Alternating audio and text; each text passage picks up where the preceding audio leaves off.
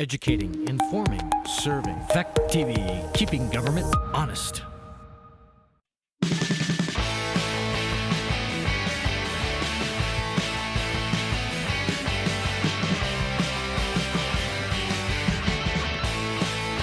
Lower Theater. There is a Zoom link available for those out in TV land. So that being said, I would make a motion to approve the minutes. Well, it says May 18th and June 20, but if you read the June 2nd meeting, you'll see that we did approve the May 18th meetings. And, well, we approved it with corrections, but the corrections did not get done. Because I read the minutes again today, and Chris Coda's name is still on there, and it was not Chris, it was Casey, and there were a couple other. They did correct some of them, but not all of them. So those minutes have been adopted with the correction, so I don't think we need to approve them again. So we can do the June 2nd, so I'll take a motion to approve the June 2nd meeting. So moved. For a second? Second. Motion's been made and seconded to approve the minutes of June 2nd. Is there any discussion, correction? I got a couple, wouldn't you know. The very first page on the Depot Street Bridge Design Alternatives, it said, the last sentence on that page says, a bridge with a sidewalk would then be at the cost of the town and would not be considered part of the project. It's not clear as to saying whether it's the pedestrian bridge or whether it's a bridge either off alignment or on alignment with a sidewalk. I don't know if we want to clear that. And then on the second page, third page of the minutes, Cultural Facilities Grant. There's a couple of dates there. It says June 7th. Is that correct, De'Ara? You were going to have some figures for June 7th? We didn't have a meeting on that day. That's why. You know, if it was July 7th you meant or June 7th. Let me check on that. Okay, well, Regarding the first item, Peter, my understanding was that once the utilities were put under the pedestrian bridge, it did qualify for the state and federal match. And as of our last discussion. Yeah, that's the last one. Right. Yeah. Was, But the off alignment would not. Would not have a sidewalk. yes. but what I'm saying is the way that it's written, it doesn't say it's a pedestrian bridge. It's not totally clear which bridge that last sentence It just says a refers bridge to. with a sidewalk on it. So, you know, if the bridge either on or off alignment has a sidewalk on it, it's included. If it's a pedestrian bridge, which this does not state, then the town, we have to pay for it. We have to pay for it, it's added to the whole project. And then, But it turns out that we don't. and then the town ends up I owning the think bridge. the issue that made it eligible for reimbursement, and maybe where the confusion lies, is that when you relocate the utilities to the pedestrian bridge, it makes it eligible for reimbursement. If there are no utilities on that bridge, it is not eligible. Yeah. Maybe that's where the confusion might lie. Yeah, I don't know, it just wasn't clear when you read the thing, at least to mine. So, anyone else have any suggestions, corrections, additions, omissions? The cultural facilities paragraph is accurate. Yeah, okay, I wasn't sure, I would just question the date, because it wasn't, you know, The date is right, the grant was. I know your June grant 7th, your grant had to be on the and June before it was 7th. in- yeah. Okay, because we didn't have a meeting on June 7th, that's why I was. All right, motion been made and seconded to approve the minutes of June 2nd with the corrections so noted. All those in favor would say aye. Aye. Aye. All those opposed, nay. Motion carries. Additions to the agenda for routine administrative matters and/or pressing matters that will require ratification at a future meeting. No, there was no additions for tonight's. We do have one. Which one? The appointment for RLF. It needs to, if you're going to vote on it needs to be an action item, needs to be on the agenda. I know we have to ratify it again at the next meeting, but, Right. so that's the only thing I have.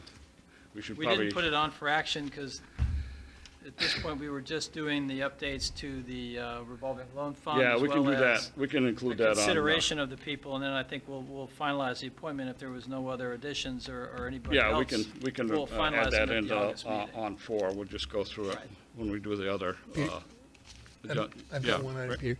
Didn't the Conservation Commission submit a new member that we should approve? Didn't they wrote a letter to us 2 weeks ago or last week? I've got it, planning commission, I'll have to check, I don't recall. It's Conservation possible. Conservation It's Commission. possible, Yeah, yeah. because I was at their meeting when they sent that letter to the select board. Yeah, all right, I'll I check. mean, here's online. Maybe he remembers. Mr. Bergstrom, are you on? Yes, Yeah. Did you- Caroline Kenny was interested and was gonna send a letter. Okay. I don't know whether she did. You didn't I receive it? did see an email, I think you may have sent it, that said that she was interested and she was Okay. gonna follow up with a letter, but I don't know if I Scott haven't got seen one a or not. letter, so, Okay. okay, All right. I can check to see if I there's been thought any other she- correspondence. Would she have sent it to the clerk directly? Is that possible? I remember seeing an email from her. Might have. Okay. Caroline, her last name is just Kenny, just K-E, and. Kenny, Kenney. Okay. Or no, Kennny. Thank you. I think, Oh, one of those. I, think, One or the other. I Close. think she copied A, me. B, C, or none of the above? Yeah, all right. All right. Okay, We'll do some Okay. follow-up on that. All right. Thank you. All right, thanks. so do you want to wait for that letter and do the appointment? Yeah, I guess. Okay, that'll be on Unless next meeting. Yeah, we usually get a letter. Okay, next item is the public comment on items on the agenda, 3 minutes a person. Oh, no, it's not on the agenda. This would be a lady from Bartonsville has a. You we would prefer if if you'd use a mic and just announce who you are. You just push the button on there, it should work. There you go.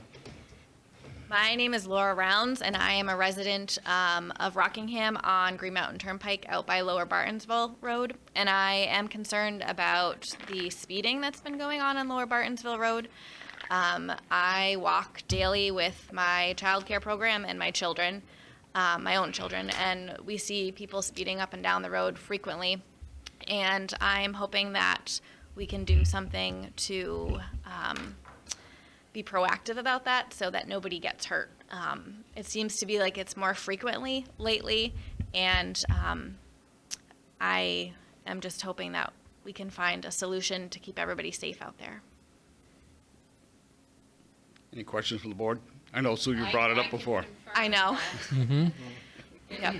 But the last time you brought it up, we did hire somebody and they sat up there, and after they left, then the hot rod started again, from what you said, I think. Well, when they did Wyndham County, We did some Commission, speed they work, did put right? a marker down, but they put it at the corner where everyone slows down. It's that sharp corner by the stone house. And it was the wrong place. I mean, to get a good indication of where people are speeding, because that's exactly where they slow down.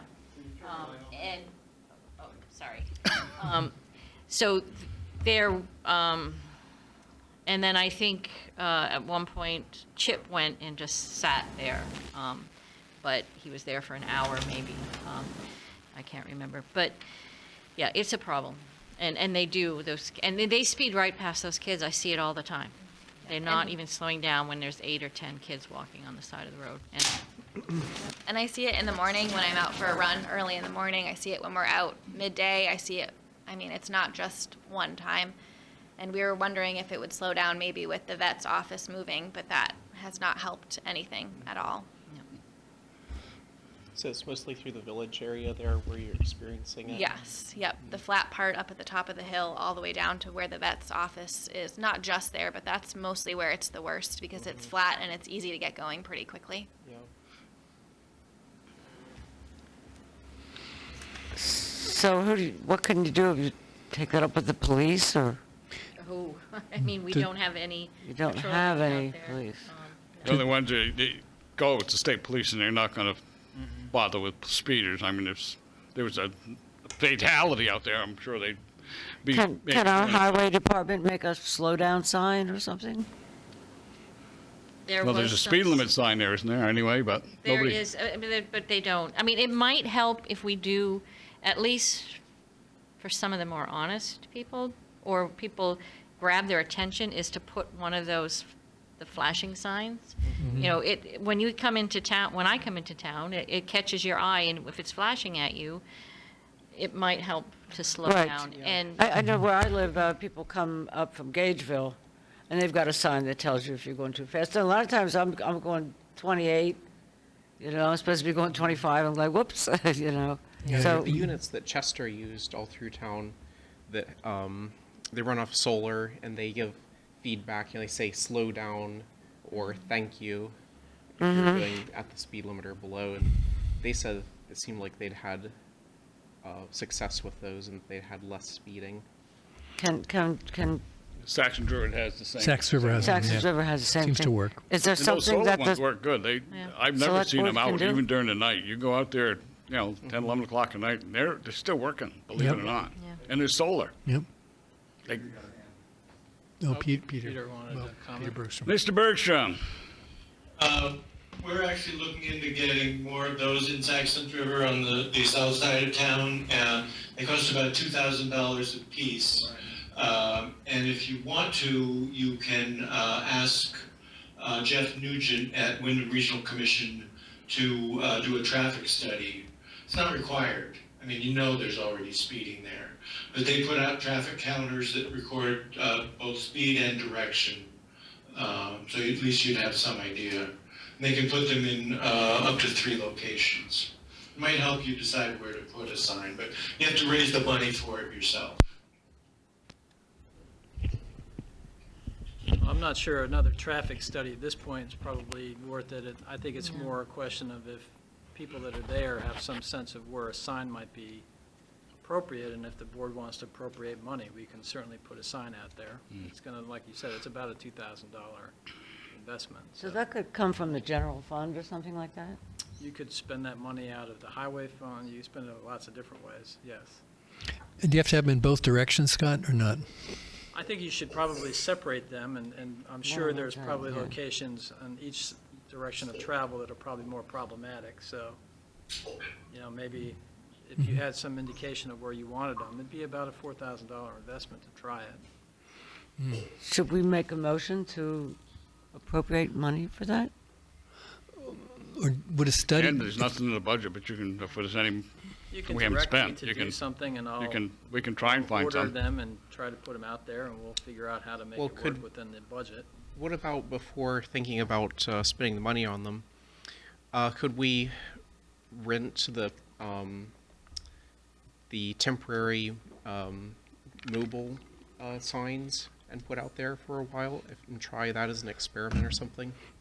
Yeah, the Wyndham County Sheriff has those ones that are on trailers. Cart. Yeah, the cart. Signs, yeah. Yep. yeah, but we were supposed to be on that list years ago, and it's never made it to us. So, Yeah, it's a tough, yeah.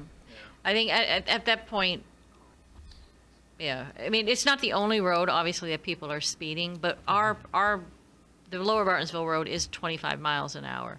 The Cambridgeport Road also, I get a lot of complaints from people who walk on that road, and that's 30 miles an hour, and they're still flying down that road. Yeah. Yep. So there's, I mean, the nice thing of a mobile one is you could move it from time to time instead of a permanent one. I don't know how difficult it is, but the solar ones can't be that difficult to relocate either. The one Sax River, Peter, doesn't it have a concrete? Didn't they have to dig a concrete base for it and pour it? Yes, but you can put up multiple posts and move around the item on top. Okay. The ones in Saxon River were funded by donation, so if the town is thinking about paying for them, it'd be nice to have some sort of application process. Right. And a traffic study doesn't cost us anything, and is there value to it? No. It could help you decide where to put the signs. It certainly will give you an idea of how fast people are going. The sheriff's carts do too. But yeah, Jeff, they had them on Pleasant Street in Saxon River, and the highest speed measured was 54 in a 25 zone. Wow. So there are people speeding out there. Oh, yeah. Well, Definitely is.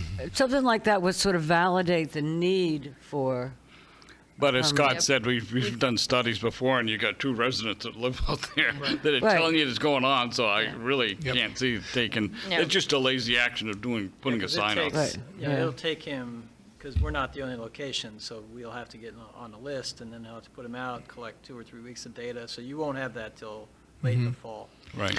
So- And we did it last year, it's just they happened to put Yes. it in the wrong place. There was traffic studies done all over, I mean, most of them, we had 7, I think, here in the village, which I didn't quite Yeah, grasp there the were a need number for of them, that yeah. when we've got us police here. Yeah. And only Bartonsville got that because other residents have complained. So I know there's other towns that, I would say if you're going to do a traffic study, put it on other roads where people are complaining. We know they're speeding on Lower Okay. Bartonsville Road, and we could easily tell you where a good place would be to put it. So what can we do for the folks that live out there? Or what do we have the power to do? Well, you just said, if you want to look at putting a sign out there, then we just can direct the manager to see what we can dig up for a sign, and Okay, I'm going to go for it. I move that we direct our municipal manager to look into putting up signage on Bartonsville Road, Lower Bartonsville. Lower Bartonsville Road, to post the speed limit and warn people when they are exceeding it. do hear a second. I'll second. And now we can have discussion. Now we have Yes. discussion.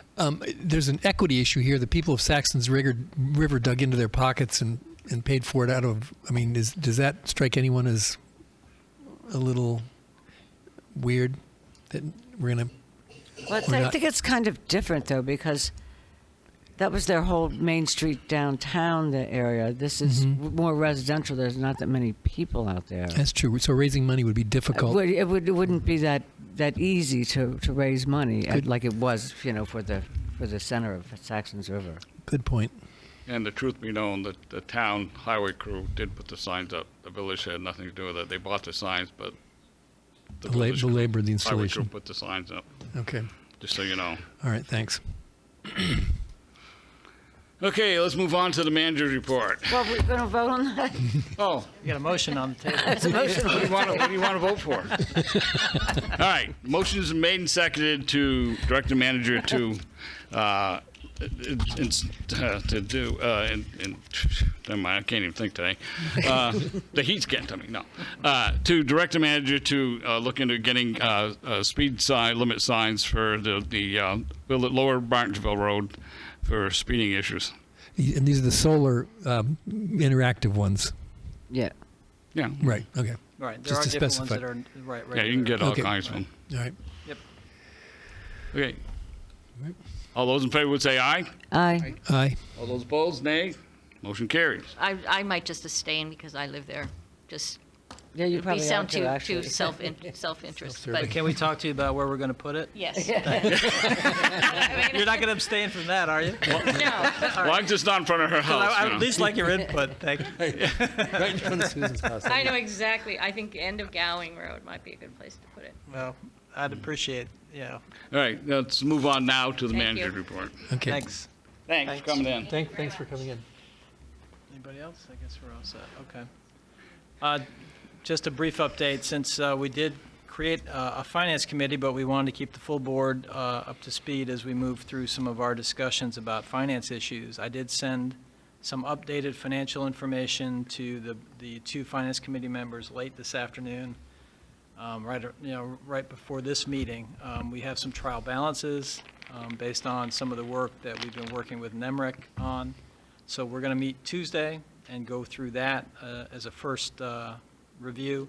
And then we're hoping that after that, we can then close out the current budget year with all of the corrected adjustment entries and all the journal entries and all the other expenses posted, and then be able to start on the next process, which we had discussed, which is our debt and some of the other issues that we're looking at for sort of structural concerns. But that will get us at least closed on the current fiscal year and be able to open up the new fiscal year. So we are making some progress, and I'm hopeful that, so far anyway, things are not looking problematic. So I think that's a positive. And as soon as we have that information, the goal is to have a full updated financial report with balance sheet and updated information for your August meeting. But we got to go through some of this trial balance first. So just wanted to give you a heads up as to where that stands. Did you say that meeting's the Tuesday? Tuesday at 2, 13th? yes.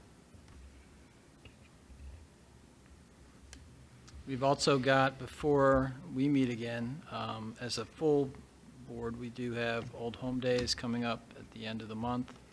It's going to be the 31st, which is that Saturday in July. It'll be a little less intense, I think, than previous years, but should still be a good event. We're hopeful that people can come and support.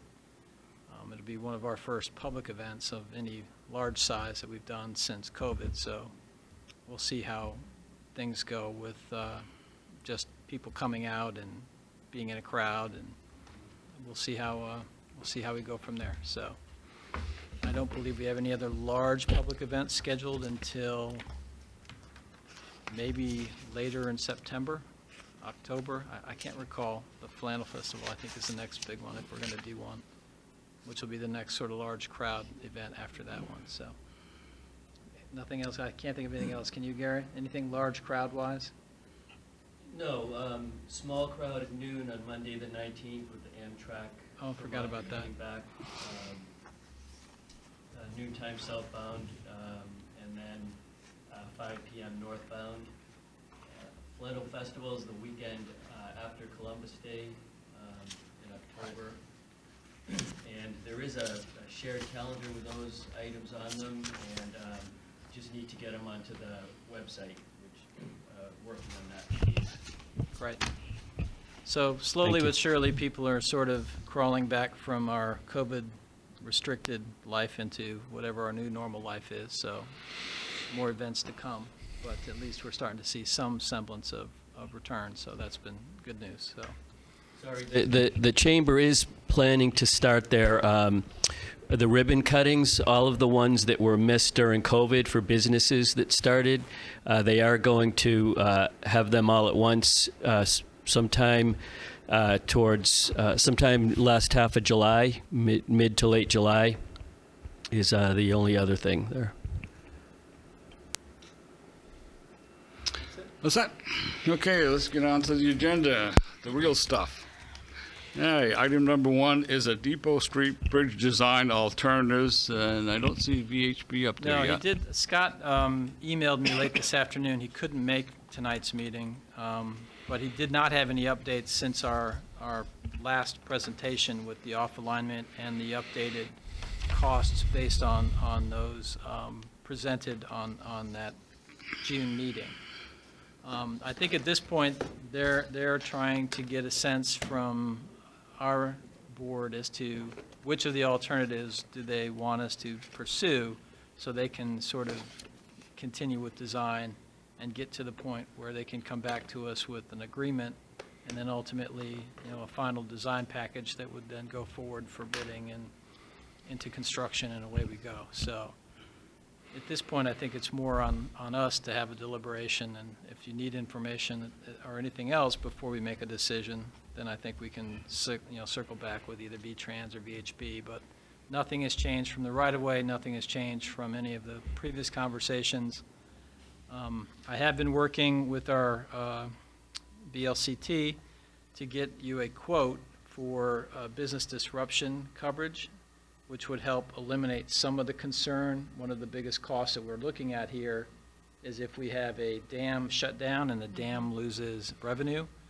And there is some coverages available for that type of event. So it would be an event-based policy.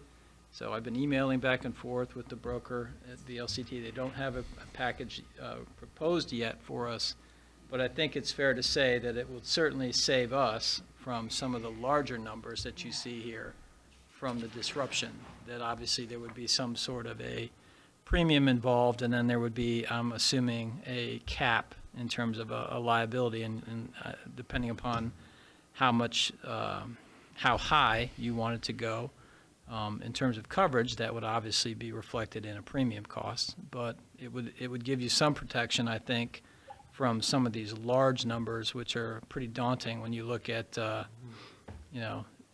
million or business disruption type of costs. I think that's one of the biggest concerns that I had when we started looking at these numbers. So that quote should hopefully be ready before we get to the point where we do a bridge agreement with the state. So, no matter what you decide, even if you decide this evening, they still have to come back to us with a formal agreement, which will come back to this board for approval based on our share of the costs. And at that point, we should have all of that information for you in terms of the additional cost of that premium if you choose to go with that type of an umbrella to protect some of your liability. So, Question, Scott? yes. Does the liability depend on which bridge approach we select? I mean, if we're putting a pedestrian bridge, is that a lesser risk than putting a steel span there? Or maybe that's a question for the V-Trans people. It's a concern, I think, that no matter, and again, until we get the actual agreement from the state in terms of what our specific responsibilities are, I'm a little hesitant. I've always felt like I wasn't quite sure why that was all of our cost, but, be that as it may, I think that that's something that we can argue with them as we get to the point of signing an agreement. Okay. Again, we're not the sponsors of this project, so I don't quite understand why we're assuming all that liability if something does happen and the walls fail or they have some disruption to the flow in that canal. It seems a little difficult that we're the only ones that'll be responsible for that. So, be that as it may, there are some options, like I said, to resolve some of that liability and make you maybe a little more comfortable about the risk that you're going to take to. The risk actually is there no matter which option you take, because the only way it wouldn't affect anything is if you're just going to take option number one, which is a new bridge off alignment, and you're going to repair the existing concrete arch. Well, that option we've decided is not going to happen. Right. And so it's going to probably end up being the new bridge off alignment and remove existing, and I think, or the new bridge off alignment for the Ped Bridge. I don't know if they're including the existing, removing the concrete arch in that option or not. And because they got to remove the bridge anyway. Right. We don't want that there because it's going to be our liability eventually. The thing to do is to get rid of the bridge that's currently there. Yep. It's full, and then we're going to be dealing with the same thing in 5 years over on Bridge Street. Right. They did include $400,000 for the removal of the bridge in the... On that option? Yep. Yeah, okay, so there's... those dollars are It's already in. interesting that I noticed the numbers changed again. Last time there was 1.8 million at the highest, if you look at the bottom, the highest town upper share on the 10% option. Right. And then it was almost 500,000 on the steel truss bridge, but now that's changed, dropped down too. So the numbers are going to squirrel all over the place, and then when they actually get time to do it, they're probably going to change again, definitely by the end of the, depending on what prices are at construction. And to be fair, these are estimates, and we Yeah, all know they can only guess at this point. by the time we finish design and they actually go out to bid, we're looking at 9 to 12 months from now. So, I mean, I'm not a savant, but who the hell knows what's going to be happening. Exactly, yeah. With prices and Right. materials, and hopefully we're in a better spot than we are right now, certainly. But it's hard to really know that. So this has been discussed for 2 years now, is that right? If you add it all up? Longer. Longer? Well, it's been going on for several years since they came up and said that the bridge needed to be replaced. And we lowered the weight limit on the bridge and, the whole thing. So, it's probably at least a couple of years, if not more. All right. It's been going on, so. I agree with Scott that now's the time to make a decision, at least and give them some direction. It also will keep us on their priority list. I think we've been backing and forthing so long, I wouldn't want to lose our place in the line if there is a line at V-Trans. Well, I think there's a couple of factors with timing, and I think Rick is somewhat right about there are pressures on V-Trans because there are lots of priority projects, and we also are putting pressure on them for additional monies for our other bridge project, right? Bridge Street, which Peter also mentioned. So Right. that bridge is not in great shape, and at some point very soon we'll have to get serious with them about design and alternatives on that as well. So we're sort of in that housekeeping mode, but I think the longer that this decision gets delayed, the harder it's going to be to line up dollars and to line up, responsibly line up what the costs might be for the town going forward. Because these are big numbers. I mean, nobody's, trying to downplay that it's serious, and it takes a lot of, it takes the board a lot of time to come to those decisions.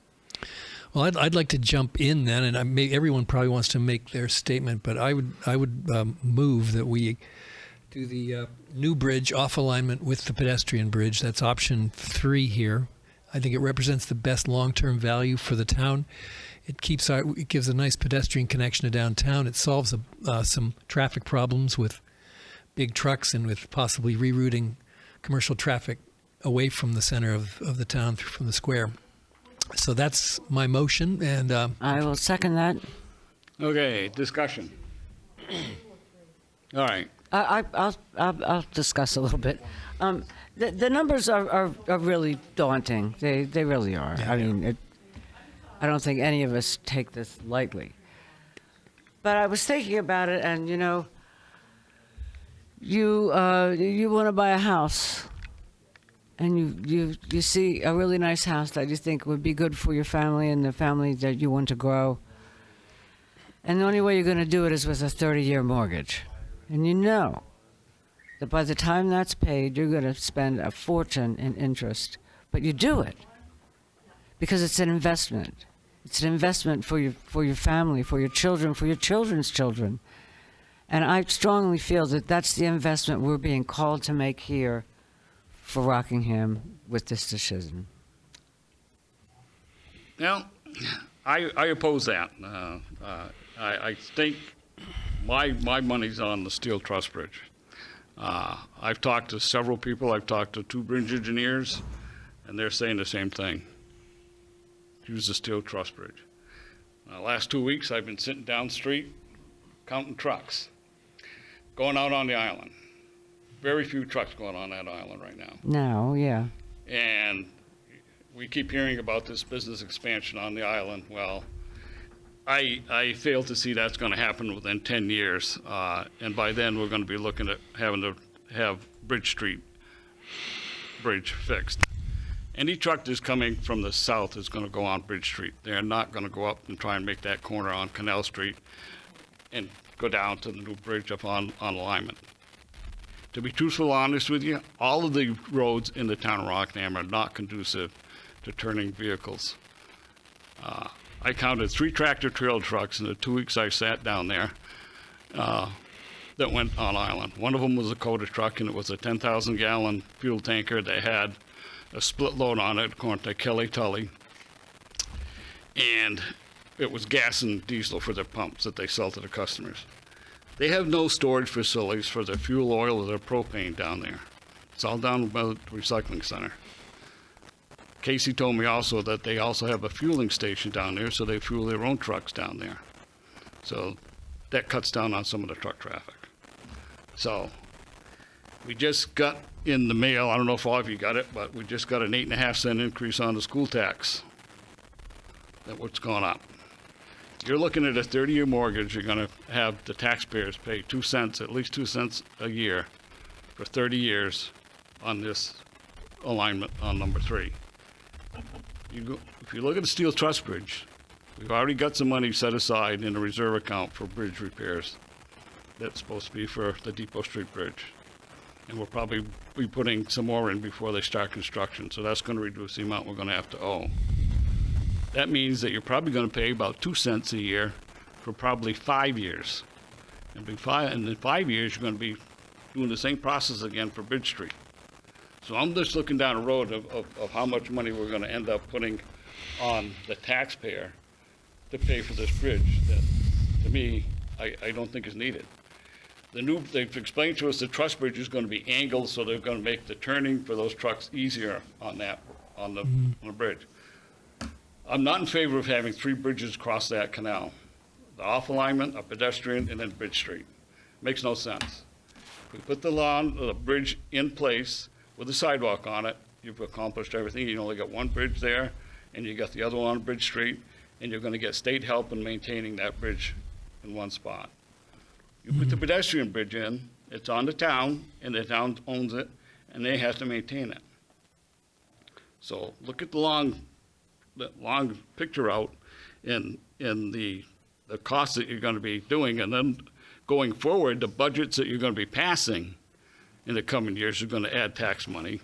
And I will say that I think in 23, 24, we have an 8-cent tax reduction that comes off. There's Brockway Mills is finished, I think, and there's a couple other long-term debt that we've got. I would, my opinion is that after seeing what's been going on over there, I just don't see the need for spending $1.2 million and financing it for 30 years when we can do a bridge that will serve the purpose and won't pay for it in 5 years, and then you're going to be starting to do the other one. If you pay the other one, you're going to be paying 30 years, and you're paying on it for half the life of the bridge, basically. And then you're going to have 30 years, and somebody's going to have to pick up another bridge. So I'm just look at the whole thing, and that's just my opinion. So. Do we have to do a 30-year? If we pick option 3, does it have to be a 30-year? Can we? I don't think it does, no. Well, it depends on the tax rate. You want to lessen the amount. You want to go 20 years, it's probably going to jump to 4 or 5 cents. Scott, what's your thought on that, Scott? Well, I think you can look at a variety of financing options. I think, again, when we looked at just, we're at the $1.2 million, and we amortize that loan over 30 years at the current rates, and again, this is looking at starting payments in 2024, so we're projecting. That's about, that payment is roughly $30,000 a year, is what that would be. Okay. So that's on a 30-year payment on $1.2 million borrowed. Now, there's a lot of factors involved in that, obviously. As Peter has pointed out, there is some money you put aside. There's other ways to reduce that potential cost, but that's just some sense of what that would be over a 30-year payout. Does the interest rate float, or is that a fixed? It'll be a fixed rate, and that's, again, right now, the rate we are looking at the municipal rates currently, and that's at roughly 2.85% in that neighborhood. Okay. So Which is historically low. it's pretty low. Yep. Okay. Gary, you had your hand up. I saw it flapping there. Yeah, it would just, I think Scott clarified it. I was wondering if that the $500,000 reserve fund for the truss bridge could also be used in the off alignment with the pedestrian bridge to reduce the amount of bond. The account, it just states Depot Street Bridge. It doesn't say which one you want to go. So whenever one you put on Depot Street, that's where you can apply the balance. Great, I think there's thank like 40 or 50,000 there now. I think we put 50 in, and I think, right, we had talked Yeah, about. because we putting- started that a couple years ago, and we just started discussing. Right. And then one year we never put anything in, and We were putting like when 10 we in go or to something at first. to the budget again this year, it's something we're going to think about. So. And again, once we have our updated balances in August, you'll have a sense of if you have more fund balance or where we are with some of those numbers as well. I mean, I like the idea of the off-line and the pedestrian bridge because it would make a nice sort of pedestrian section along Canal Street, but the price tag, when we have so many other bridges that are right behind this one, that's my biggest concern is we've got to think about other bridges in the town of Rock, not just Bellows Falls. The Bridge Street Bridge is one, and Peter is right. There's no way anyone's going to make that corner. But They'll have to come from down Axon Street and then try and make the corner at 7-Eleven to get the shot to go Yeah. to Canal Street. And we know that you get a tractor trailer there and he takes up the whole area right there. yeah, so they're going to go up Bridge Street and then down and Yeah, then. they're gonna go that way, the Yeah. trucks to get on there, so. But, I mean, I really do like the concept of it, but it's the price tag that really, I'm thinking of all of the other projects we need to do in this town that seems a lot to me for, Going forward, you look at the paving schedule that we got coming up, I mean, that's really starting to blow out a little bit. We went at 400,000 this year, was it? And we're probably looking at 5 or 6 in the next year or two. So you divide that by $46,000 and that'll tell you how much tax rate you're gonna be putting on the taxes. And we're gonna be setting a tax rate tonight, so we'll see where that goes, but, so. Anyone else have any opinions? Well, my thought There's a big sigh there, like, Exactly. Please. let it out. I prefer the idea of the off-alignment bridge with a pedestrian bridge. I know it's a big leap towards, it's a huge investment, and I've been agonizing over this, for the past couple of months. I think that we just need to look forward to what we want the island to be. It's like we're all in or we're all out with this. If it's our priority to try to redevelop that island area, I think that we should be making some investments into that. We've already invested, considerable money and time and effort into trying to redevelop that, and I feel that having this, what I think is a better connection, will improve the odds of that coming to fruition over time. Maybe not within the next 5 years, maybe not the next 10 years, but looking over the next 50 years of what's going to be happening with that. Anyone Well else? said. Gary, do you have anything you want to add? Well, just that the piece that goes along with the vision and the concept being nice is that that redevelopment will allow the island to carry itself. If we continue to not invest in the infrastructure and let it remain an area that's not attractive for redevelopment, then it will never carry its own weight in terms of tax value. If we invest in it and redevelop it, the increased tax value over time will pay for itself in decades versus the 70 years that these bridges will last for. Yeah, it seems like a solid plan to meet our vision and to be fiscally responsible for the long term versus these 5 or 10 years. Thank you. But I guess the question for me is, we are investing potentially 1.4 million or 1 point something million. I didn't do the math. More for a bridge when we could have a bridge there. I would rather put that extra investment into the island development as opposed to on a bridge that. And again, I do like that idea, but I don't think it adds enough value added to that big extra expense. We could, as Everett had suggested when he was at one of the meetings, is if you look at purchasing that building across the road, if you want to make that a bigger turn at the end of the bridge, that would be a whole lot less of an investment. I think there's other alternatives than, I just don't see it adding enough value, even though I like, in general, the concept.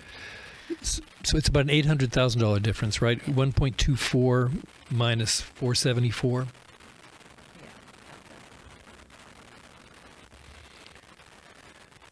I think another thing to look at is when we replace the Bridge Street Bridge in a few years. If we, we have to remove that bridge, there won't be a crossing there, so we'll be relying on this bridge that we are hopefully, going to be have built, long before we get into that. If we do this angled off-alignment bridge, it'll be able to carry the trucks that are going over to Coda and any other businesses that develop over there, and between now and then, so we don't have to build a temporary bridge next to the Bridge Street Bridge to carry that, to make it accessible for those businesses that are operating there. Good so it's point. just part of the overall equation, I think. Well, that question was asked, I think, the last time VHB was here, and they said that same thing, the truss bridge would carry the same weight, so that sort of negates that argument. On my outlook, anyway. But I guess the big question is the turning radius. Is that what people are thinking, that the turning radius is going to prohibit other trucks, larger trucks, from crossing it? That's the hindrance here? What about the bus, Gary? Can the bus? Yes. So it's not just the turning radius. It's if you have a lot of activity on the island, things like convenience, frequency. So the off-alignment bridge provides an easy traffic flow versus backing up at that intersection. For instance, for the minimal amount of traffic we have right now, you look at where Bridge Street comes into the square, into Main Street, at times when work lets out and you have traffic backed up there. When the route, the bridge that's being worked on now, that one, when it's open in normal times during commuter hours, is backed up quite a bit. And so if we increase the economic activity on the island, that a 95-degree angle, or is it 85 degrees? The sharper than a right angle turn just creates a situation where you're backing up traffic. If you get, we know that there's 2 Greyhound buses that need to go there every day. Right now, they're backing up, and it creates a little bit of a hazard during the winter, and they've got stuck a few times trying to get back up that hill. Of course, when the bridge is repaired, they won't be doing that. But at that angle, they do create a little bit of a problem. And so having the off-alignment bridge where traffic flows easily from the island onto Canal Street, and having the one-way traffic for trucks, for Greyhounds to come in from the south on Bridge Street and to leave via Canal Street, avoiding having the truck traffic and the buses go right through the square. It's a more attractive scenario. So I understand how the $800,000 could be invested in, maybe the sidewalk and road work that we need to do on Island Street for development. But reality is it'll probably be a couple of $1 million to do the streetscapes and road work that sidewalks that need to be done on Island Street for the developments there, both in the Robertson site and across the road as the Napa site gets the same treatment. And keeping the situation unattractive for development, the $800,000 won't make that much difference. If attracting the development, it's not hard to get to leverage those private funds with public funds for the $2 million to do those developments through project-specific TIF, through EDA programs. If you have economic development, then there is help for the money for the public improvements that $800,000 won't come close to covering, and the lack of investment in the infrastructure will deter the type of development that will leverage the public funds. Any further discussion? Another point about adding another pedestrian bridge and our liability for that in the future.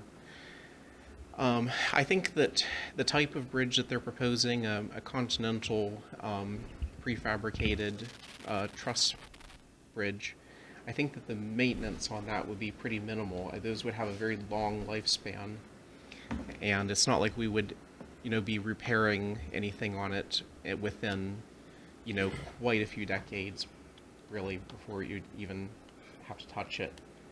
And when it does eventually fail, in 75 years or something from now, it's not like we're going to be looking at shutting down the canal like we would have if we had wanted to go with preserving the original concrete bridge as a footbridge, because it'll be such a lightweight bridge, just bridging the gap. It won't actually have any effect on the canal, so it can simply be lifted out of place with a crane. So that's one thing, anyways. That isn't so much of an issue, I think, as just having that liability, the long-term liability for the pedestrian bridge. And also the downtown walkability. When you think of having that pedestrian bridge over the canal, I think it'll really enhance the quality of life down there and having, just for pedestrians, not having to worry about trucks and cars when you're, and also connecting us to our train station and our waypoint center. But I guess I've already said that. I think there also are particular grant programs, right, Gary, for pedestrian bridges? Absolutely, yes. Yeah, there's like all different agencies and organizations offer grants for maintenance of pedestrian bridges. I think Scott Has already been working with Scott at VHCB on the bike pedestrian grant for the coming year for that bridge. Right. It's just, I think what we're looking for from the board is a sense of design direction, knowing that we're going to have another chance to come back with a development agreement with the state before we have a final decision in terms of cost and participation. But this will drive us from the sort of 30%, 40% design where we currently stand to, closer to final design. And at that point, I think we'll have real numbers because they'll be closer to, going out for bid, and a chance then for the board to have, one more bite of the apple here. So in no way, shape, or form does tonight, if you make a decision, close the door. It just simply pushes the design process forward and gives you an opportunity at a future date to, because you will have a second action to take, and that will be at the point where you do your agreement. So you're not shutting the door necessarily. You're just giving a sense of direction, I guess, is the best way to describe that. Yeah, I got the impression from the last time that they spoke to us via Zoom that they're getting a little impatient. We want to ask a lot of questions, and they don't feel like spending the money to dig and dig and dig into, 5 different scenarios and give us, more exact information. They want us to make up our minds what we want to do. Yep. Of course, the other thing, as Scott said, you're not closing the door because Right. and when you get ready to do with the bond, if the Yes. bond fails, what's the next option? Right. Do you go back and start another design faction? I mean, Well, it seems pretty evident from everything we've been going over for the last few months. We either do the one that the motion proposes, or we're going to do the steel truss, because the other ones just aren't very good options.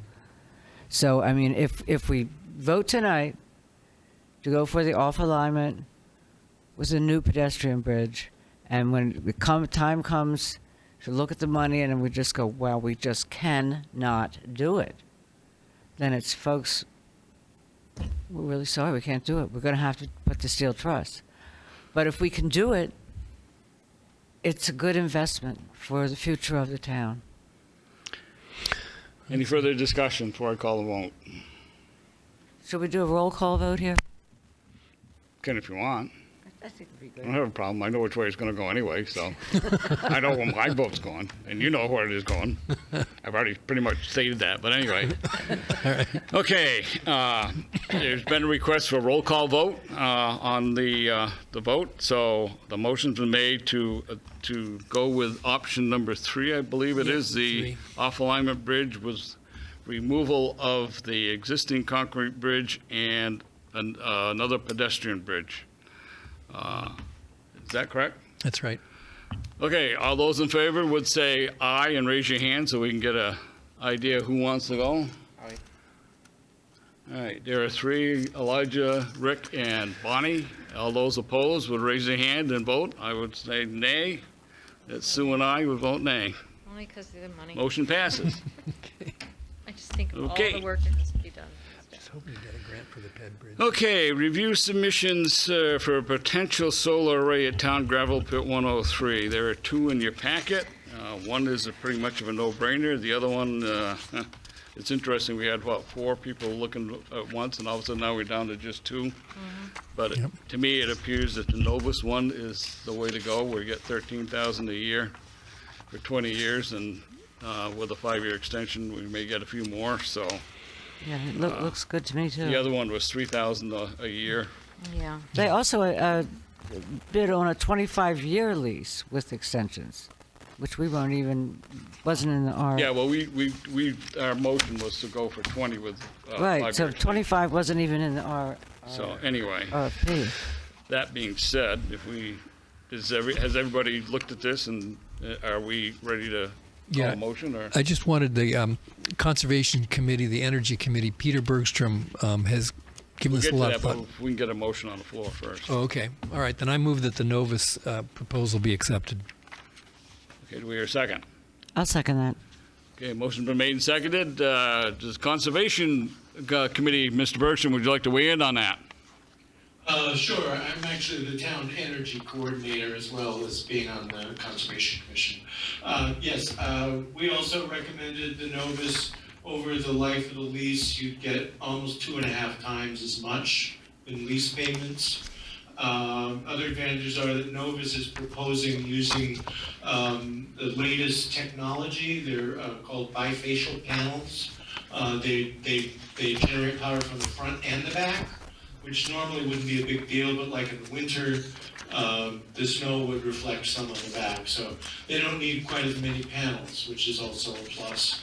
And remember, Novus has an existing array right across 103 on Jackson Road, so they could service both at once, and that would be that would certainly be convenient.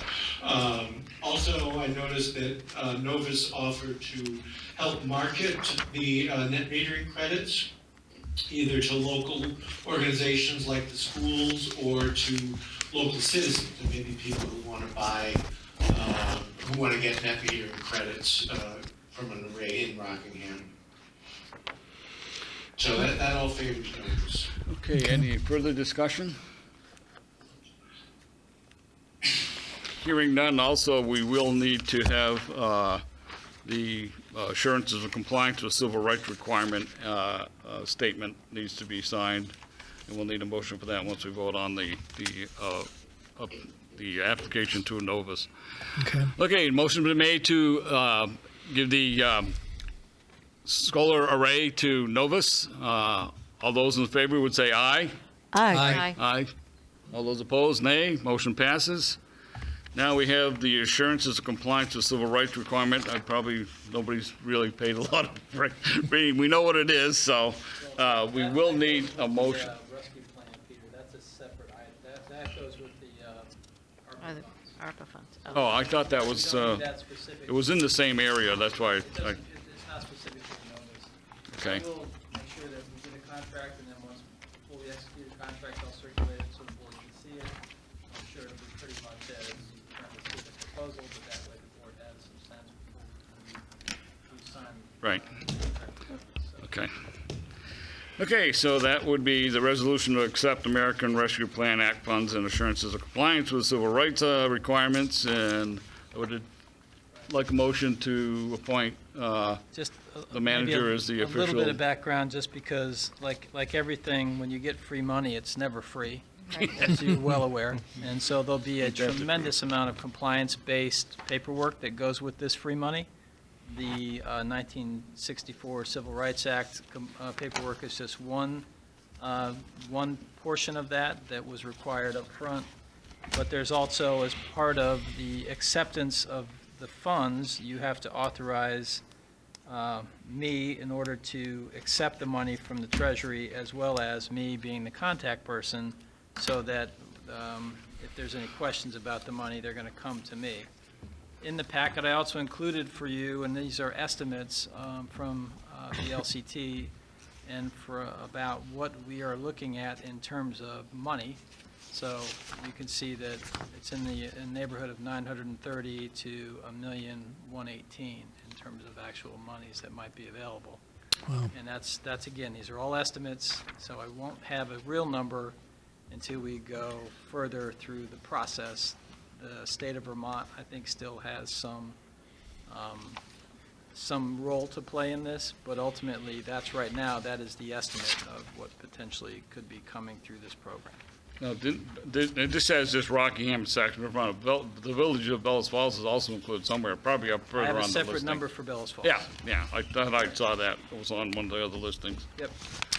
Okay, so I'll like a motion to appoint Scott as the authorized official to adopt the money and be responsible and get taken to jail if he doesn't do it right. All that good stuff. I don't remember Yeah, that he part. might What was that part? Not that, we can leave that off. I think that's why we have, Just throw that in, I mean. we have some insurance for that. All right, So so if we can get one to just appoint him as the appointed agent and authorize him to You have sign to the be an Civil authorized Rights Act. representative and a contact person. And So then I think the contact board person also also. has to specifically adopt as part of that resolution compliance with the 1964 Civil Rights Act, so I can sign that, which you ultimately do anyway, but it's something that they wanted very specifically, the Title VI of the 1964 Civil Rights Act, they wanted to make sure that we acknowledge that in writing as part of our acceptance as well. So I so move that Scott All be right. appointed our Do we representative. hear a second? And that we sign the, Yeah. What do yeah, we- so what do we have to say that's it. about I that? told him that he can The- sign, the yeah. civil Okay. rights- Appoint him to sign. Yeah, okay. Do we have a second? All right. yeah. Motion made and seconded to have appoint Scott as a contact person and authorized official, and to authorize him to sign the civil rights form that we have in our packet. All those in favor would say aye. Aye. Aye. Aye. All those opposed? but You got a copy, somebody? I just have a question, though. I mean, Where's the what can we use the money for? They're still was my developing guidelines, and so once we, bridge. I know.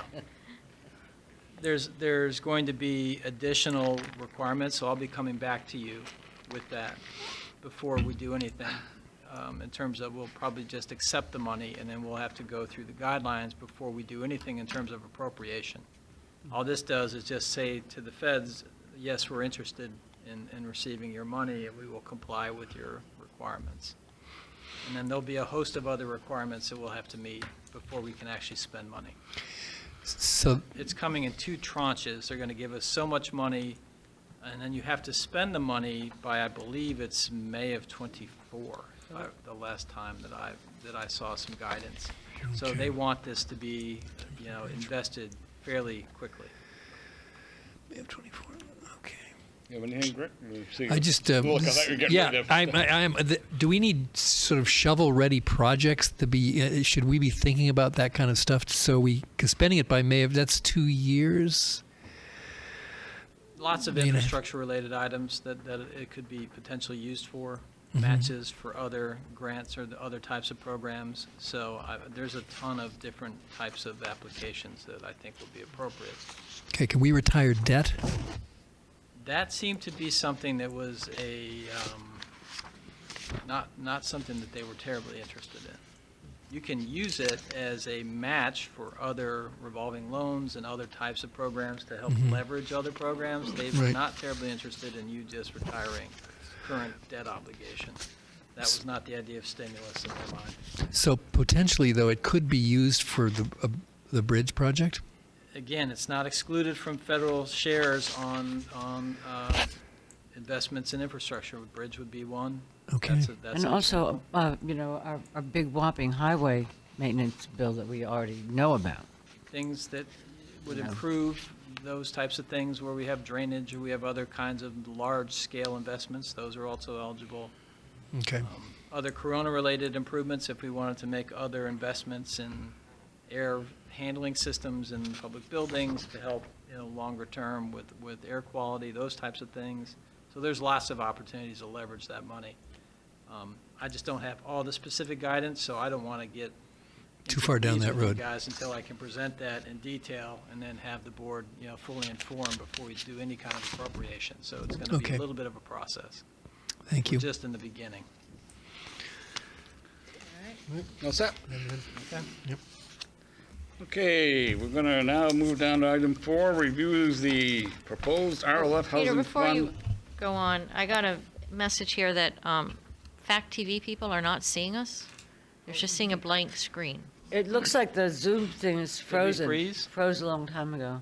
Are you getting a But the people who are actually watching aren't it watching, on they can't Fact see it. TV are not seeing anything but a blank screen. frozen on here? That's been frozen for about 45 minutes, I think. Yeah, it's been longer than that, I think. Yeah. Okay.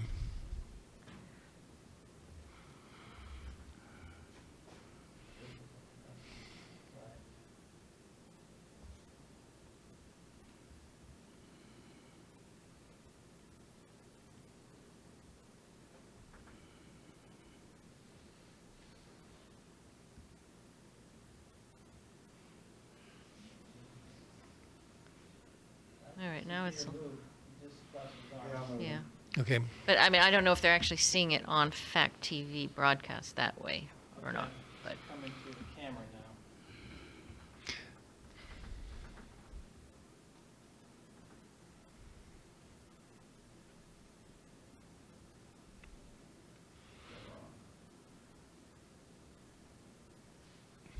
Okay. Okay, meanwhile, back at ranch, They could hear us though, right? we will review the proposed RLF Housing Fund loan program.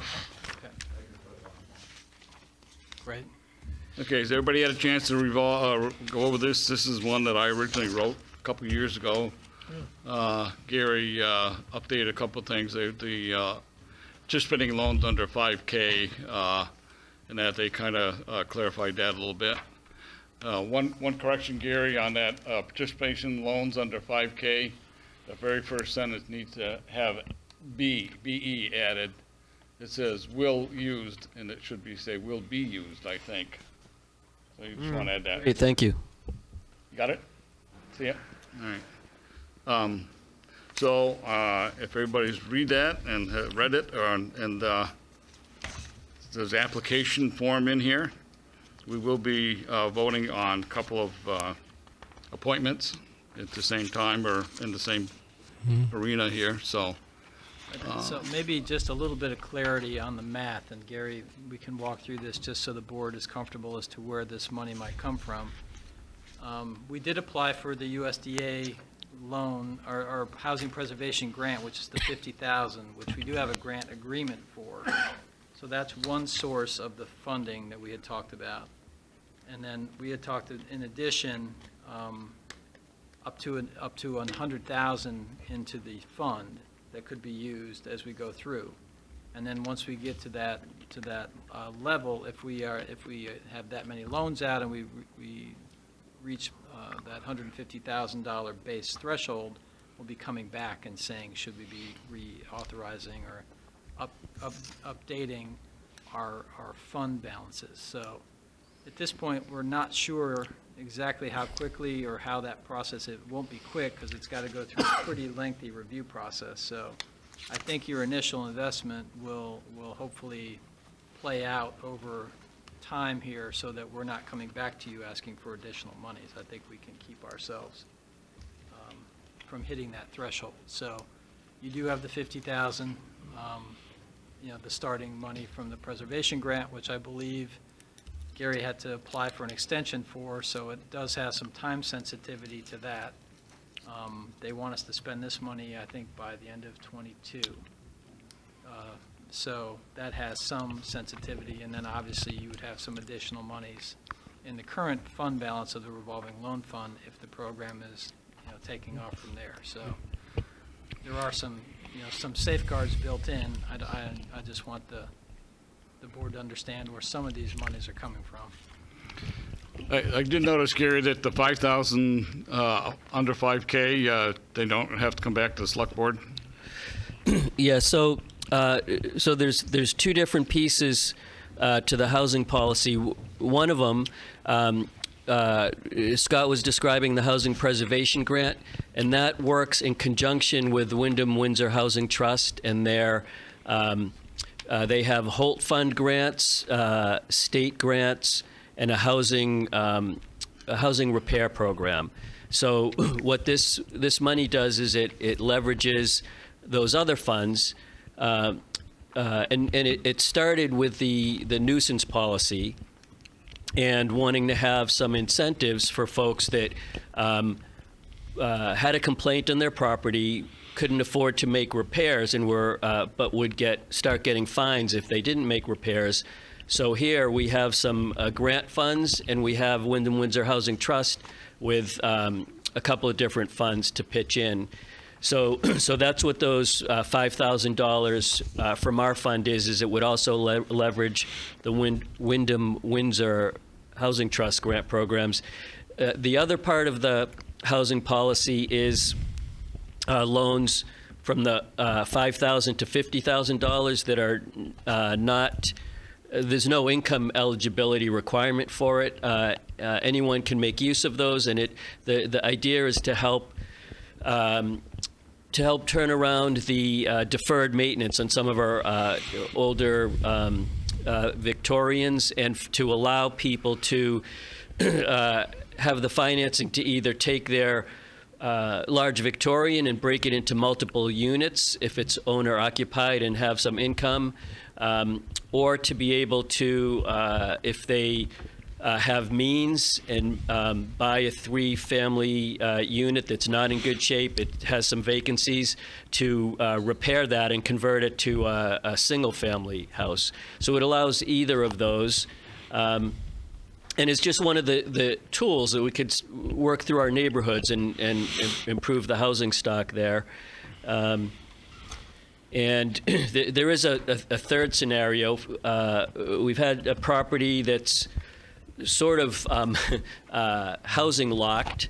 It came up in a, Peter probably remembers the property name. There was a developer that wanted to repair it, but there were all kinds of problems with it. There's no parking there. Services run under other houses.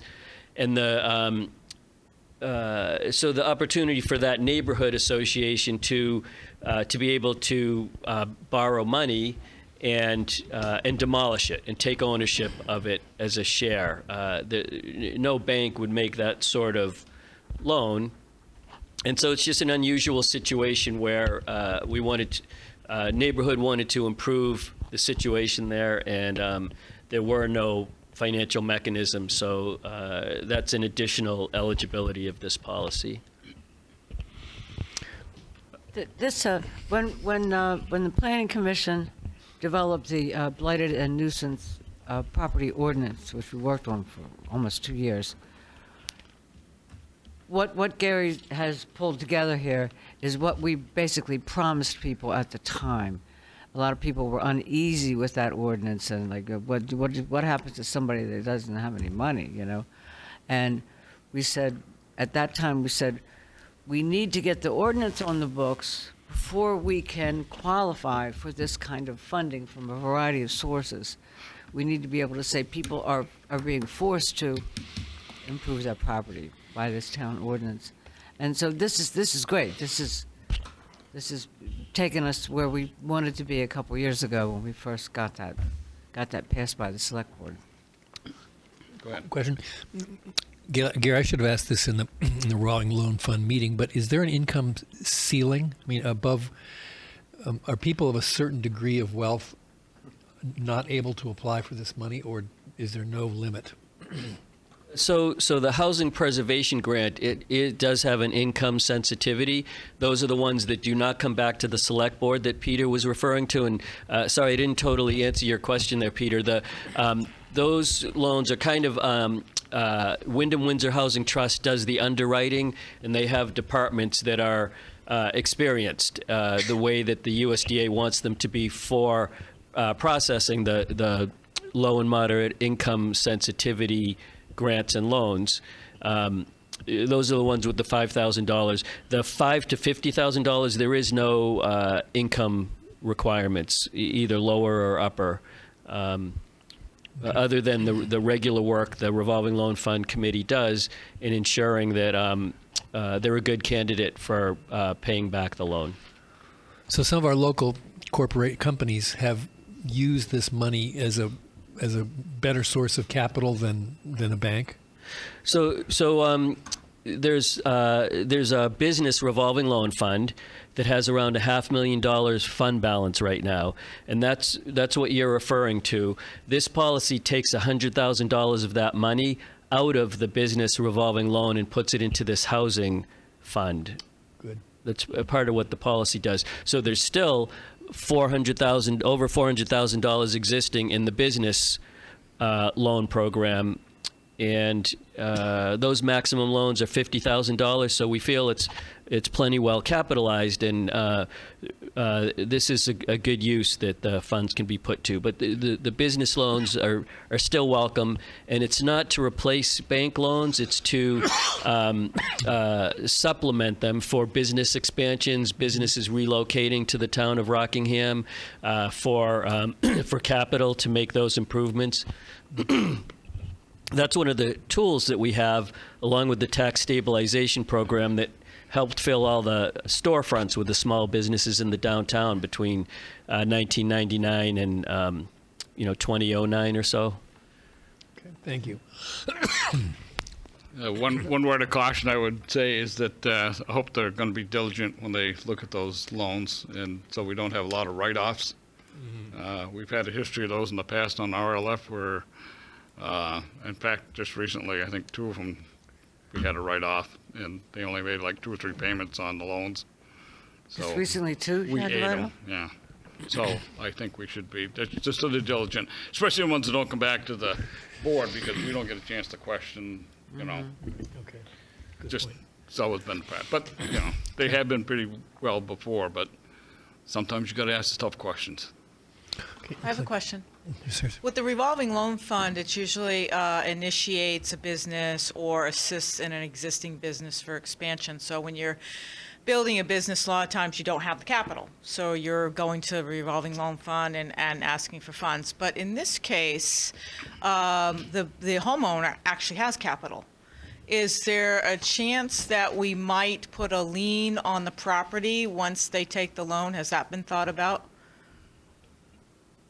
Just so we can secure our repayment?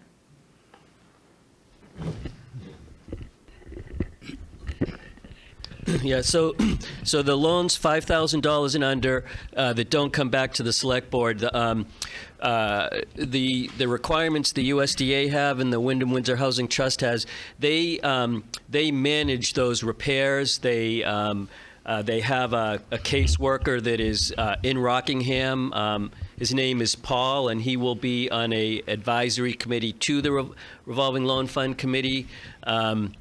And those are fairly low risk, and that $5,000 is leveraging at least 3 times as much funds with the Wyndham Windsor Housing Trust money. For the larger ones, there absolutely is personal guarantee and a it's generally not in first position. There's often a mortgage there, but certainly there is a mortgage deed in second position or third position, depending what is there. Yes, they are secured. And didn't Katie Dearborn at the last meeting say that under $5,000, the legal expenses of putting a lien on it are such that there's no real advantage? Wasn't that? The legal expense of exercising the lien in the case of default is more expensive than the yes. Yep. Further discussion? Okay, Gary, the only thing I see here for signature is the application. There's nothing here to sign to adopt the, Well, there's 2 motions. no signatures on there. So that's one policy that includes the application is part of the policy. So there's policy, procedures, and application are all one item that's being approved as a package, and that's what will be on the website for borrowers to see for policy, procedures, and the application that needs to be All filled right, out. there's a motion, there's actually 2. There's a motion, so if someone wants to take the first motion to adopt the housing revolving loan policies and procedures. I move to adopt the housing revolving loan policies and procedures as presented. Do we hear a second? I second. Discussion. Hearing none, all those in favor to adopt the housing revolving loan policies and procedures as presented would say aye. Aye. Okay, now we're down to the amount, the amendment to revolving loan fund policy. So if someone wants to make that motion, it's written there. I move to adopt the amendment to the revolving loan fund policy as presented. And Hear a second. I second. Motion is made and seconded to adopt the amendment to the revolving loan fund policy as presented. And seconded, any further discussion? Hearing none, all those in favor would say aye. Aye. Opposed? That passes. Now we will take up the item 3 to appoint 2 new members. One is Rebecca Gagnon, who is sitting in the rear of us, and members are- Gaetano Puttagnano, who was on there previously. Are we putting 2 on, or is it 1? replacing Oh, either one. you. I can't, It says or, One or the other. yeah. Oh. Puttagana was on there before. as a and select board, Rebecca has not been on. yeah. So, do we have who's a representative? You're the representative for RLF, or you? I am. Okay, And so, great. Sue, you are too, right? I am, yeah, for the Yeah, select And board. you're basically replacing Hugh, correctly? Hugh, yes. So one person to replace Hugh. Yep. Yeah. Okay, take nominations. Go ahead. Well, you'll go ahead. I nominate Rebecca Gagnon. Gagnon. Sorry. We have- All right. for Do we hear a second? for the RLF. I'll second that. Motion been made and seconded to appoint Rebecca Gagnon. Are there any other nominations? Hearing none, all those in favor of Rebecca Gagnon being appointed to our RLF committee would say aye. Aye. Aye. Aye. Thank All you. those opposed? Thank you. Nay. We're all in Excited, I appreciate it. Congratulations, I hadn't Karen. talked about myself and everything else, that's great. You finally hooked her, Gary. Yeah. Finally, there was something for me here to do. Thank you, guys, I appreciate You're it. welcome. Thanks for coming in. Thank you. All right. Reappointments to the Rockingham Planning Commission. There's a form and a motion in the form here, so. Anyone have any suggestions? Anyone want to make a motion? I So we move that get it we on the table? reappoint Commissioners Miles Mickle, Scott Phillips, and Guy Payne to the Rockingham Planning Commission for terms starting July 7th, 2021, and ending June 30th, 2024. Wow, that seems a long Here, a way second. away. I will second. All right. Motion's made and seconded to appoint Miles Mickle, Scott Phillips, and Guy Payne to the Rockingham Planning Commission. Any discussion? They're all very capable people. Yeah, they've been on, Miles has been on there. I don't know the Scott Phillips, but I do know Guy, so. Okay, any further discussion? Hearing none, all those in favor would say aye. Aye. Aye. Motion passed. Okay. BFOH operating and budget adjustment, 7/1 to 6/30. Right, so as part of our budget discussions at that time, we weren't sure of the status of what we were going to be doing with the theater. We were also in contract discussion with Red and a variety of options for operating the theater. So during the actual town budget, we did not actually budget new revenue or new expenses for this current fiscal year. So we have a couple of options. We've talked with the attorney. We've also had, I think Peter's done some evaluation of some other options in terms of whether or not we needed a special town meeting to go out and appropriate monies. Basically, the way Ancuda, when we presented, Peter and I had a conference call with him last week and discussed where we were, and his opinion, and he had sent an email late on the 5th, so I didn't even have a chance to get it into your packet for this week, is that basically the board has the authority to collect and disperse any appropriations. So you can certainly, in the new budget year, come up with a new number, and basically I put in some budget information just for your looking at where they have been historically and what they're looking at as we go forward to decide how you want to fund the operation for the current fiscal year. A couple of caveats with that we don't know is we are, like I said, on Tuesday, we're going over our position for how we closed our last budget year.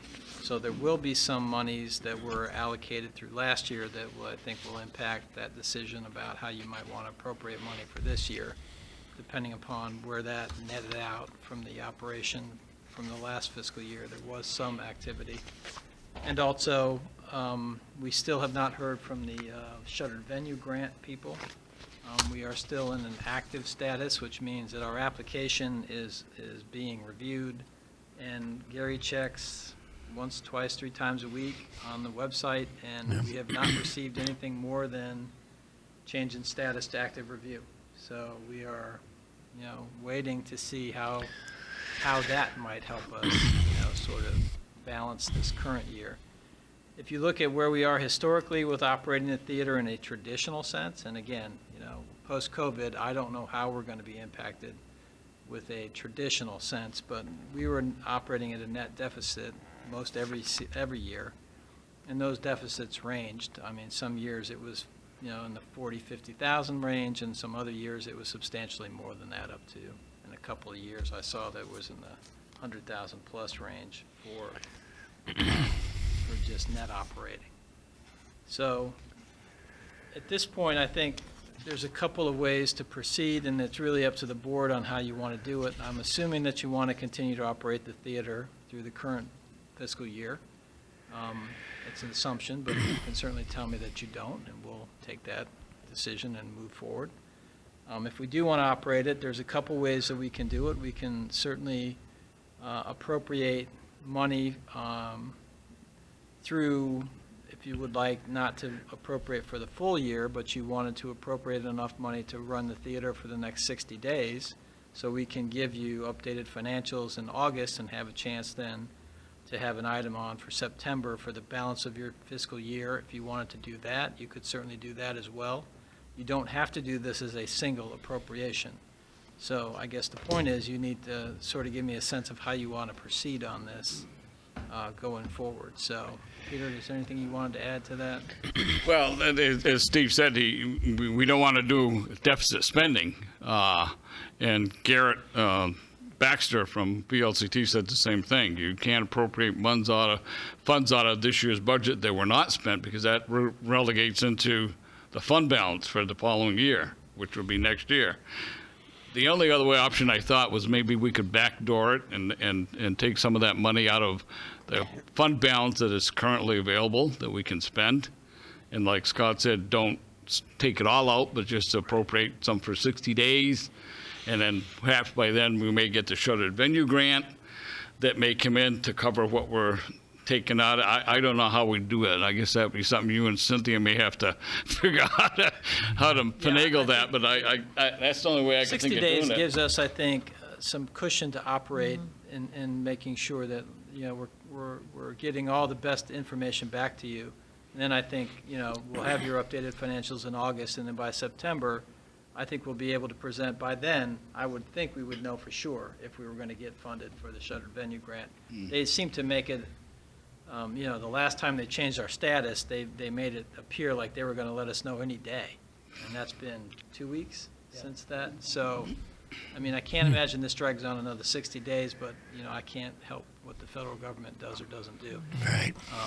Be that as it may, I think the 60-day window gives you a chance to put down some markers in relationship to your overall budget and your overall spending, and then it gives us a chance to come back to you and say, this is where we are, these are the monies that are available, these are your options. And then I think you can do that safely in September for however much you want to go forward at that point.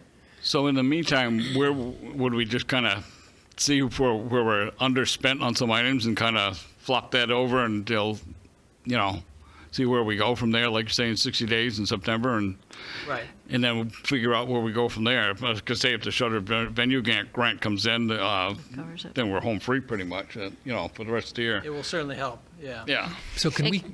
Go ahead. Go ahead. No, I was just going to say, and even some of this funding that might be coming in from the feds, we could Right. potentially use that. I mean, because if we might be talking about a $30,000, $40,000 gap, because we will be getting revenue. Yes. Right. It's that gap we're trying to fill with this Right. budget.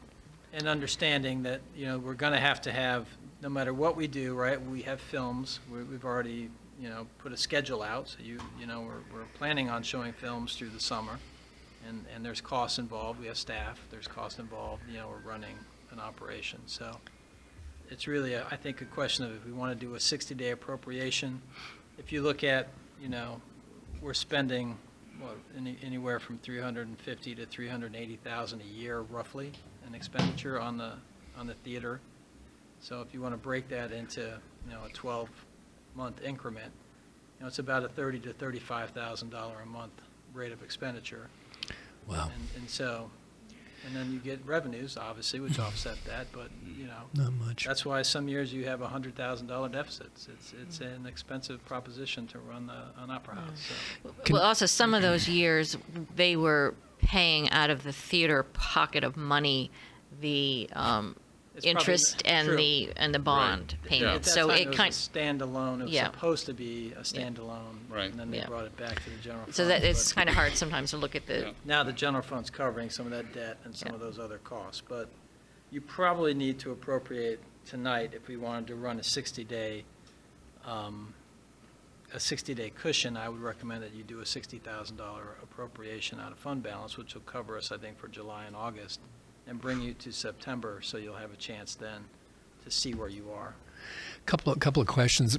The RED agreement, does that specify a 1 year? What was the time limit on that? Well, we have options for renewal, so it's not, it's not an extension forever. I think if I remember correctly, we can, after a year, we can go back and say, we're looking at it not continuing. So I think it's a year to year. All right, and that costs us a dollar a year, wasn't that the red? Consideration is, Okay, and Charlie Hunter was speaking about spending $25,000 on the Spectrix software.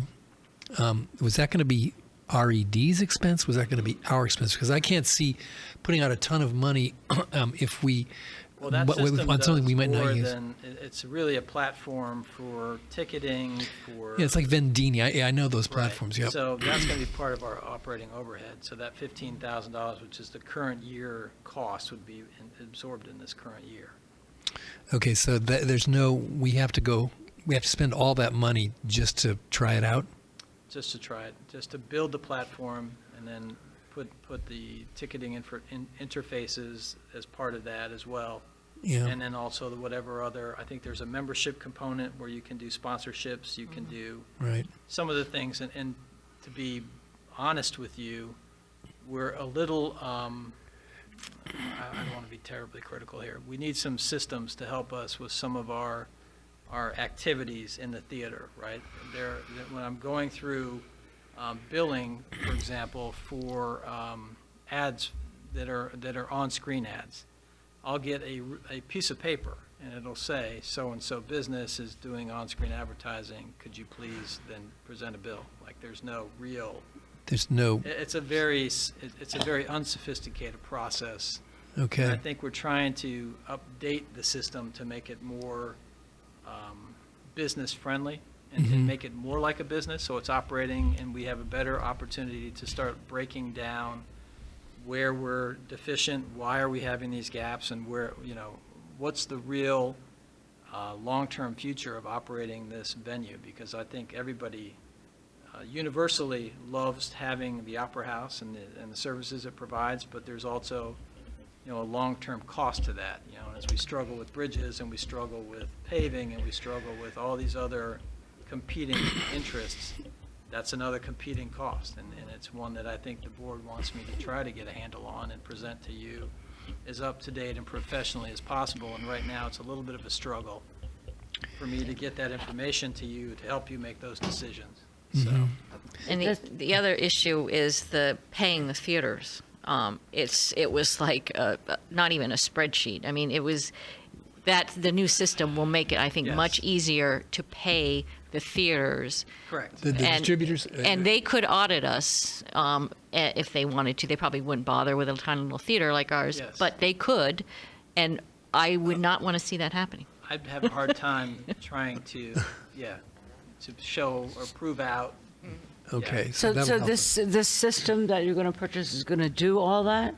It's all pieces of that, yes, as well as it does other promotional types of things.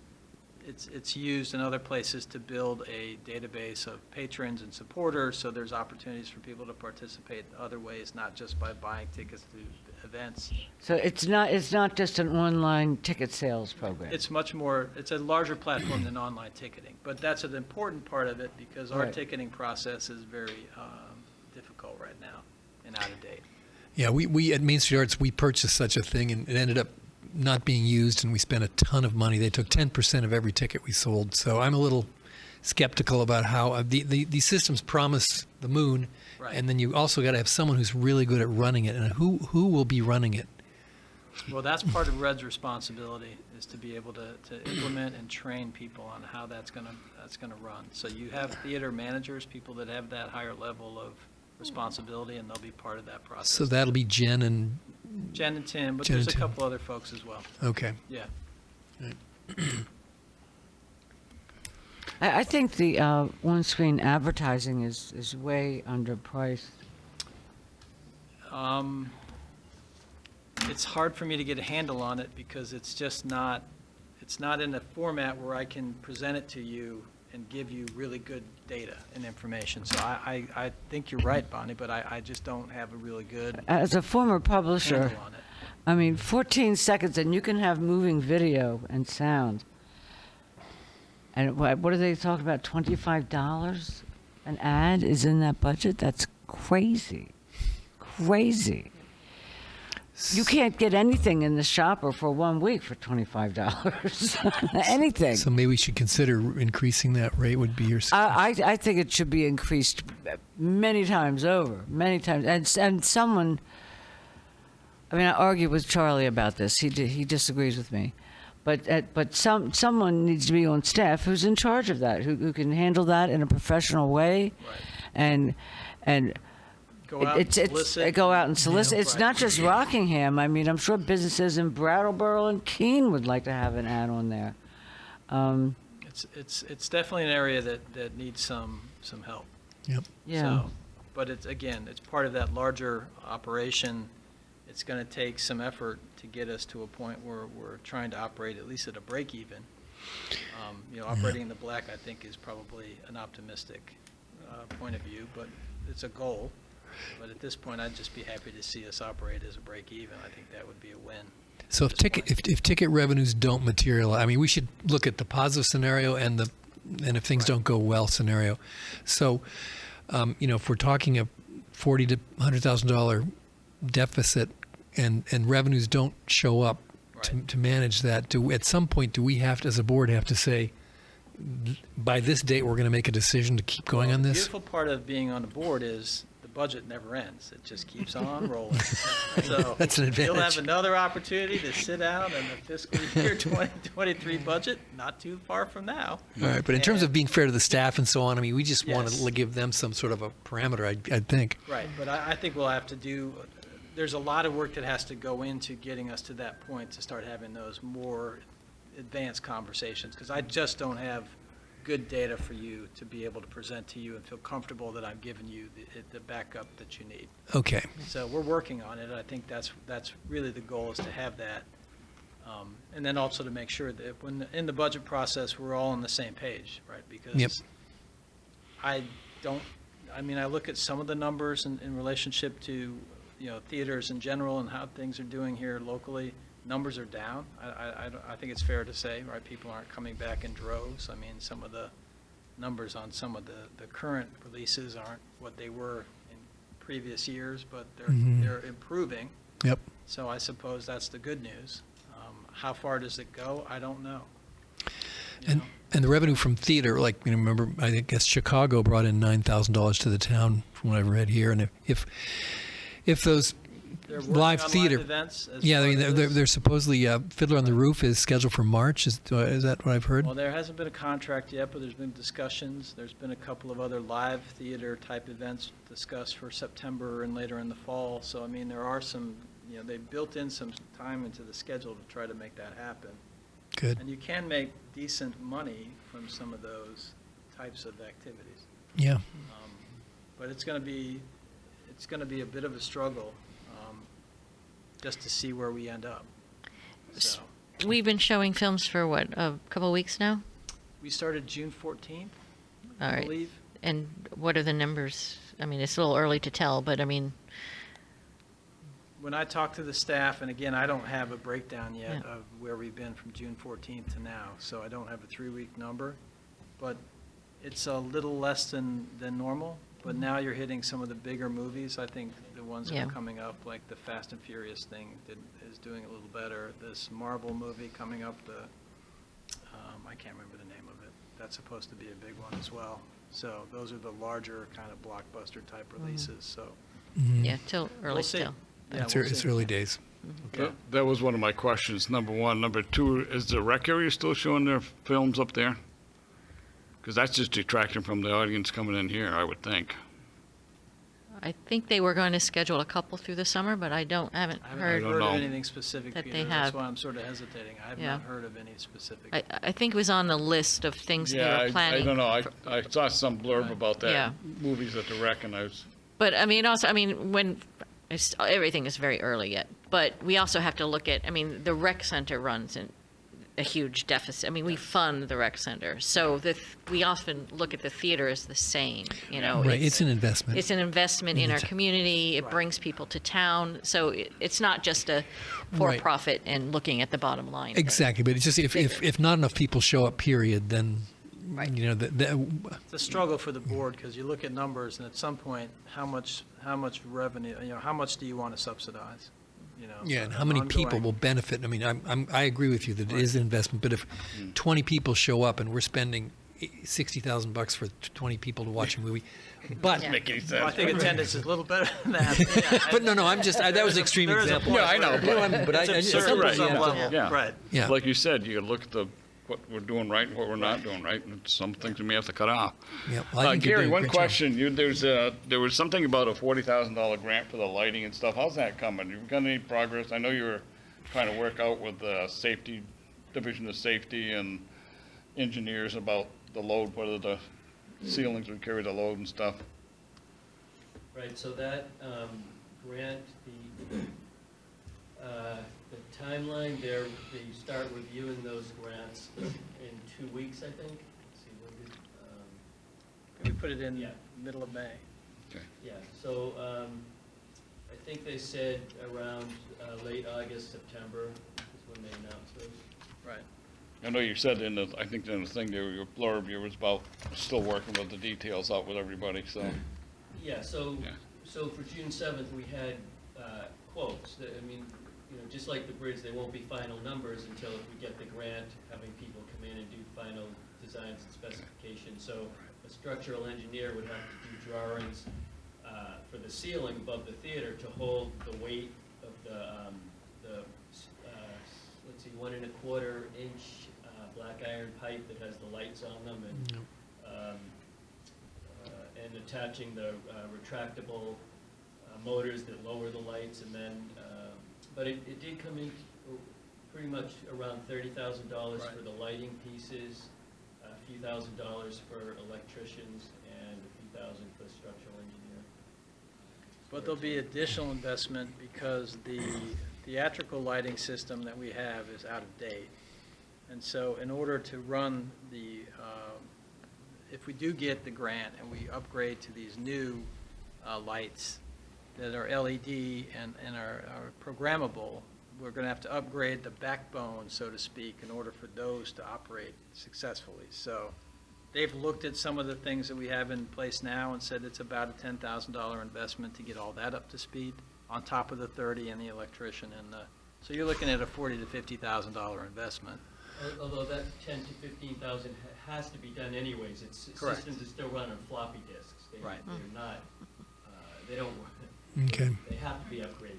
Yeah, so right now, it's a little bit of a challenge. So, you know, my recommendation to you, even if we don't get the grant for the theatrical lighting, is we're going to have to upgrade the backbone, because it does involve things like emergency lighting if you have to do something and Yep. evacuate the theater and those types Right. of things. So it's important to have those up and running. I just haven't dealt with that yet until we get sort of in the, you know, we at least have to get a couple months together. We appreciate all the work you're putting into this, and I've seen how many hours of your life have been invested in this with the RAD negotiations. So thank you. No, it's coming, and, you know, we did a lot of life safety things, so, you know, the things that we were doing were all code compliant issues. So we're Yep. trying, you know, moving the ice machines, getting electrical, getting things out of, you know, making sure we had hand washing at the concession stand. Right. Things that we probably should have done, but just, you know, over time, things slipped, so we're getting there. Great. All right, so. Okay, we need to get a motion on the board to appropriate up to $60,000 per recommendation manager to operate the theater for 60 days. And revenue funds to be taken from COVID or reimbursements and wherever else we can find the cash. that a So motion? we'll scrap, and there also will be revenue from ticket sales and things. So we reevaluate in August or September in our next, at the meeting in September. So if I can get a motion, or if someone just I second think that you one. just did a I think, motion. so moved. It was a good motion. It was a good. you just did it. I second I gotta that stop motion. talking. No, I second that motion. Sounded good. It sounded good to us. Second that motion, there's a song like that. Anywhere we can find it, he said. That's right. Okay, the motion's made and seconded to appropriate the funds and to find monies where we can find it, but we will find it. So is there any further discussion? Hearing none, all those in favor would say aye. Aye. Aye. Opposed? Motion carries.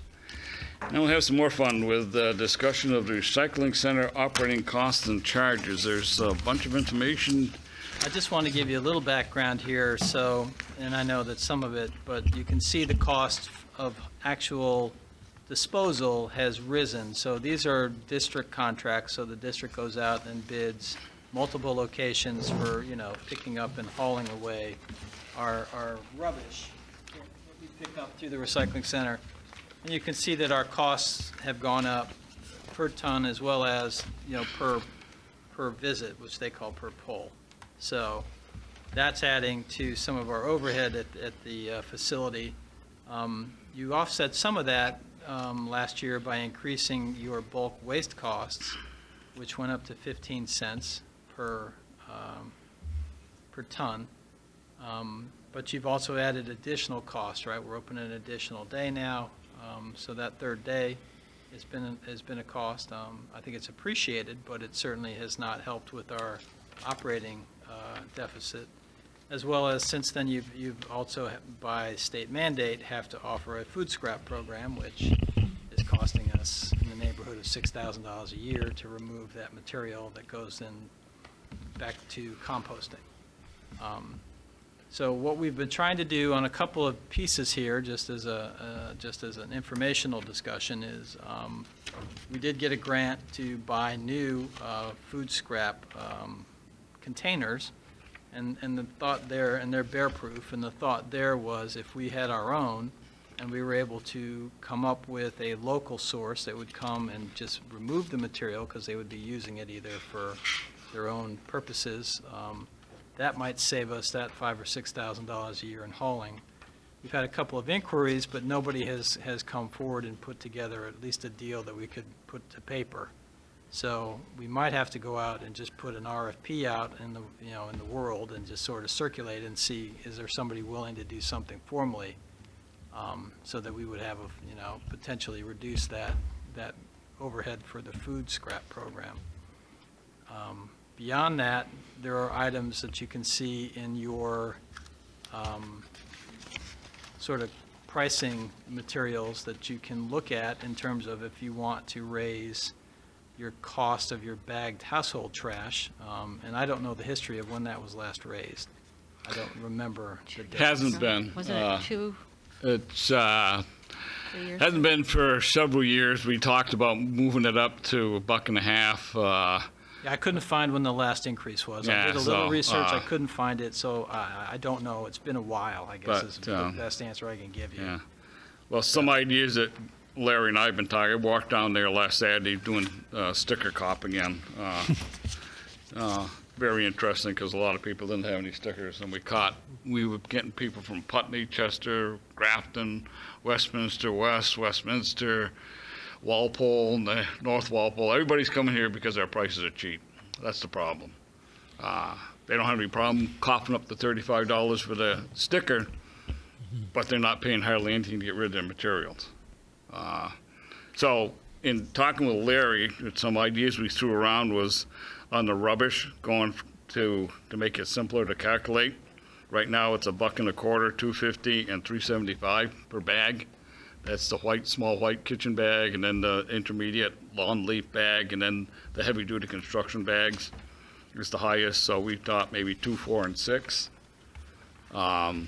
People have been asking us why we're not charging, Westminster right now charges $2.50 per bag. So we're still under there For what size bag? for the white kitchen bag. For the little bag? Yep, $2.50. Wow. 30 Yep. 30 quart.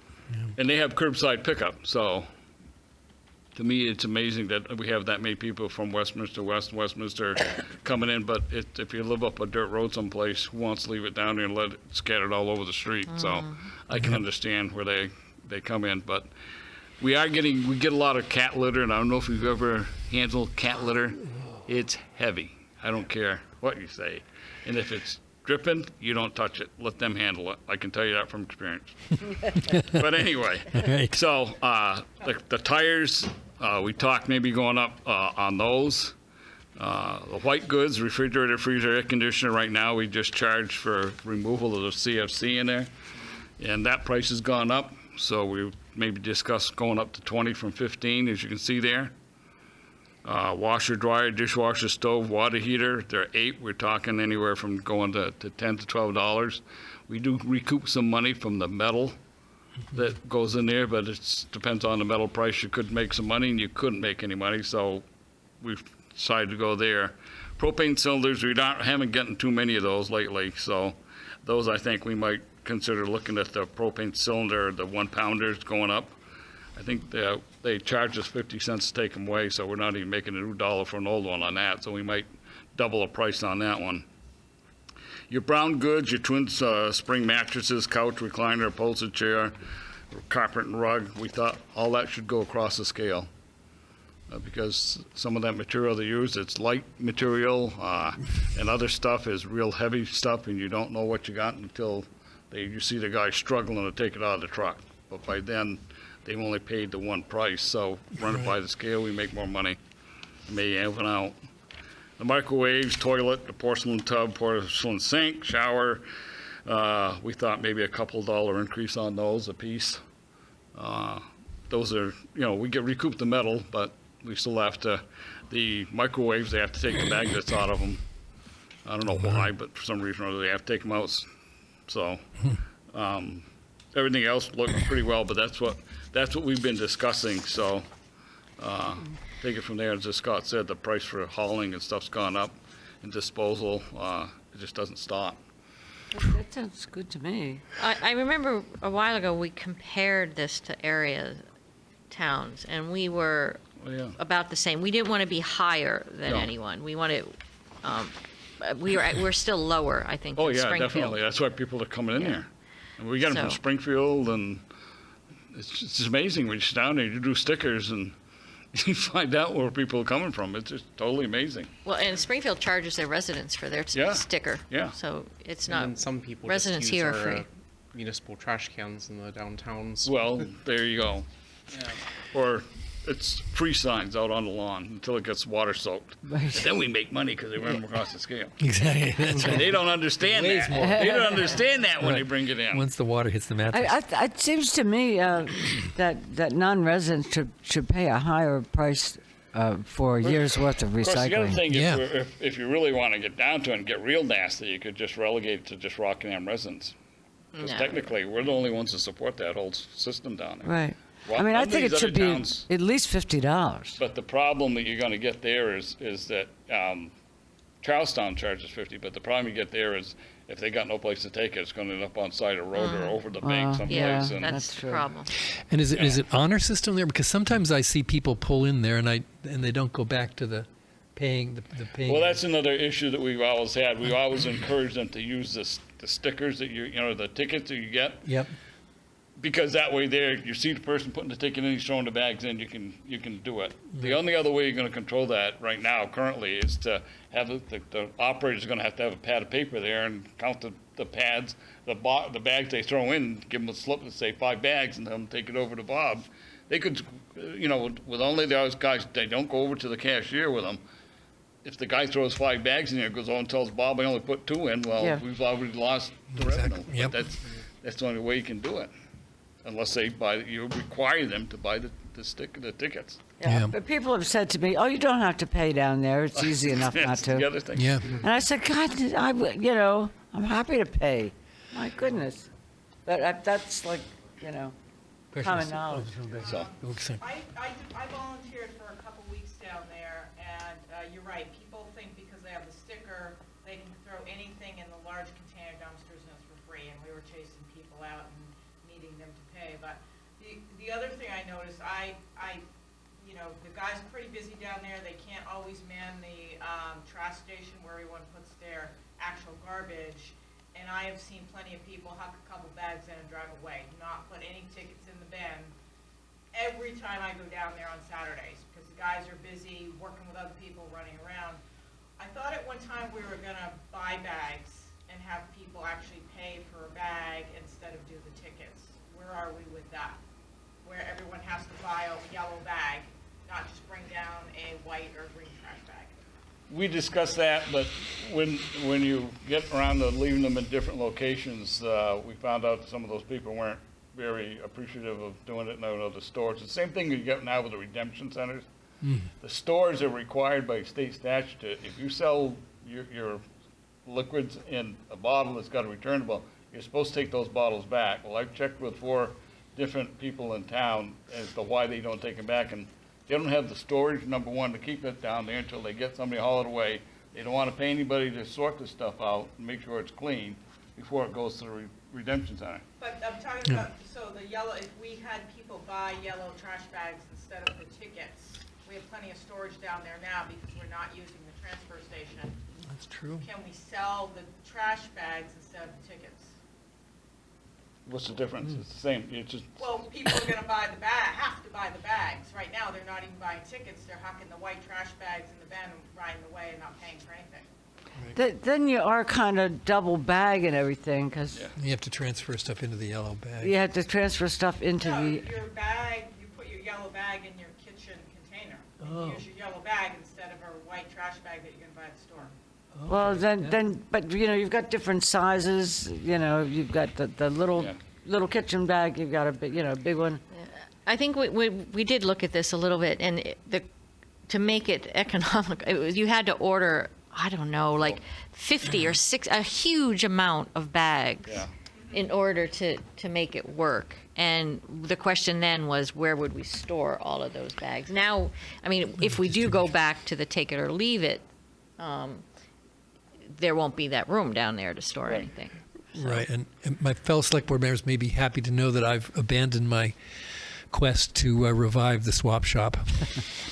When I was down there doing the stickers, I did have a couple of requests, and I just told them, well, it's been closed since COVID, and we're Yep. still discussing whether we want to run or not. The problem we've had in that, and I can tell you from experience, is that anything and everything goes in there. We've had medical waste go in there, Oh, yeah. and we just can't take that. Baby seats, those aren't, once Illegal. they expire, you're not supposed to reuse them. Yep, I And we've learned. had people leave them down there, and you tell them, we can't take those. I spoke at length with Linda And Bushway. the only thing I get is that, well, why can't you put the books back in there? Well, being a great user of that system, I agree with the people, but you got to have somebody to manage it. That's true. Because otherwise, we have boxes, and we'd get libraries bringing truckloads of their books, getting rid of their books. They bring them down there by the truckload, hardcovers. You can't. I know. Nobody takes those. That's- Dictionaries, encyclopedias, so everybody's got computers. Who uses those things? That's what Linda explained this all and to you me. explain to them, rip the hardcover off and throw the paper in there, and the hardcover goes in the trash. I mean, it works in Springfield because they have someone there full-time who Springfield manages stands it. here with the guy has a table saw and cuts the. Well, I mean, covers off. they have someone, their take it or leave it is managed by someone. Yeah, And it's much smaller, and you're told right away whether you can leave it or not. Yeah. Yep. And they that's do what take happens. donations for, And we, Yeah, that's what I had in mind, but I guess we can't staff it. yeah. Is that our? and unless somebody that's staunch is not afraid to tell somebody they're not going to take that material, it gets stuffed in there, and at the end of the week, we throw it in the dumpster and we pay to get rid of it. I've seen it happen the 2 years I worked every day down there that was open. That's what happened. Yep. So that's, With the trash, could you use an actual sticker that you put on the bags? You can see quite visually when people put their bag in, if it's got a sticker on it or not. Some towns do that. I know, I've Westminster- seen that. Westminster does that now, but the problem is, they get 52 stickers free, okay, for their roadside pickup. You can buy as many as you want, but then they come into our place to use the Westminster sticker. It doesn't work. They can't use them. It's not good. Right, So so they need a sticker from us. Well, yeah, but what's the difference between a sticker or a tag? I mean, you really have to encourage, most people will go over and pay their trash. There are a few, like Rebecca said, that go in there and try and sneak away from it. But, you know, there's enough people down there. We got 6 people working down there now on our payroll. Yeah, there's There 6 was people. someone there the other day, because I completely forgot it was July and didn't have my new And sticker. Larry's very good about grabbing. They told me. Sticker police. And there was someone right there. I mean, he was very nice. He was Yeah. right there at the trash thing. Yep. So, The non-resident, I still think that we're subsidizing non-residents. Those of us Rockingham taxpayers, could we increase the non-resident fee? That was an idea that you had earlier, and Yeah, I think it should be a lot higher, really. do you see You objections to could, that? but The I problem think, is then people are going to throw the stuff over the hillside. right. Yeah, you can. Yeah, who knows at what point that happens for different individuals. Because I think the only town now, I don't know what Springfield charges, but I know Charlestown 25. charges 50. But they 25 for everybody, even residents of Yeah, Springfield. residents pay, yeah. Okay. But as Residents and we're non-residents pay supporting the 25. system through our taxes, Yeah. that's why we don't require, How many of the other and you get towns 2. don't have a transfer station, though? I mean, how many of them are relying on other towns for trash? I'm not sure. I mean, I know Cavendish has one for the Cavendish-Proctorsville kind of area, and then Springfield. Springfield's got one. Weathersfield has Grafton one. doesn't have one. They, Grafton at one doesn't. point, they Putney, discussed. Putney shut theirs down. Yeah. Everyone has to drive to that North Brattleboro, Yeah. Wyndham, Southie. But yeah, I mean, we do get some of those outlying We areas. get quite a few of them, surprisingly. Yeah. And unless you're down there and someone's checking stickers, walking the line, basically, you have to do it. And you just ask them. And they don't really give you a lot of static. I mean, you get a couple of them that will, but most of them will say, oh, I need a sticker. Well, yeah. Yeah, I think that's the case. Most people don't realize. We haven't done a lot of recent publication about, Well, that's What, why so I if we put the do press get release in this this year, new- but I didn't make the Westminster one because right, it if we was do get too this late. new list out, it can go out to people and remind people Yeah. to get their stickers. Because we have Yeah. this list, we hadn't handed these out down there at one point. We had them in the thing, especially when we were going into the building. We had a whole list of stuff we do not accept. Right. Well, they still brought it in anyway, so maybe they can't read, I don't know. But it's, Right. It was too It's a easy just to pain. walk in there and sit something down, yeah. is what it was. I mean, As Gary said to us one day, vacuum cleaners are the worst thing we got. They breed like rabbits. You get one and you pour the end of the day at 1 o'clock, you got 10 in there. It's amazing. All And right, half of so them do don't we have work. to make a decision now to increase these rates? We Well, we probably wanted to do it should. as a since- discussion, but we Yeah. can certainly come back to you with, as Peter had discussed, there's a range of choices, and I think that maybe we can put those together and have you consider it for all. Probably discuss it with the finance and run it past Larry, and then have it available so that it's effective August 1st, so we can get a press release out. I can write another one. I mean, Yep. Yeah, I mean, I wouldn't agree to paying for the scrap, because then you have to have somebody there dealing with that. And what people will do is they're not going to go through that process. They're going to put it in their trash bag, and then we could get Yeah. fined by the state. It makes, Right. Well, Scott, would you be willing to consider or actually talk to the different committees about increasing the non-resident fee? Sure. I mean, do I sense some consensus about people wanting to do that? Or, I mean, if they throw it in their town, that's not our problem. We don't want that to happen anyway. But do we? I think we're subsidizing people from Walpole and from Springfield and all these places now. Why would we want to do that? well, as I stated, one way to do it is you just relegate it to Rockingham residents only. But if we get revenue from them, we get Right. that's a plus. But if we get enough revenue to cover the cost, I think Right. they can make a greater contribution. Would be my It kind thought. of seems like the library. I mean, if you're, if you're not a Rockingham resident, then you pay, a certain fee to have a library card. Yeah, that's So- very parallel. Yep. Yeah. what are we now for non-residents, 35? Yes. We're 35 for a sticker, yeah. Yeah. In Rockingham, you don't pay, you get Right. two stickers, but if you want a third one, you got to pay $10 for each one over 2. I think it should be 50? 50 at least.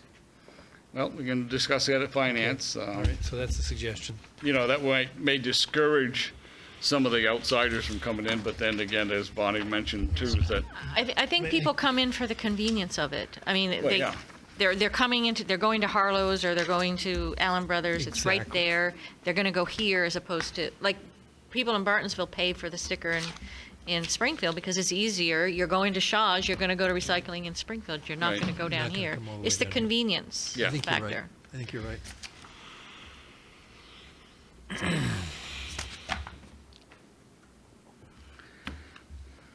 Picture's frozen again. Okay, next one, we're done with that. Let's go to establish, number 8, establish the FY22 tax rate. Maybe that's why someone's been voicing me. Have a sheet in front of you, Mr. No, it's not, No, it's not working.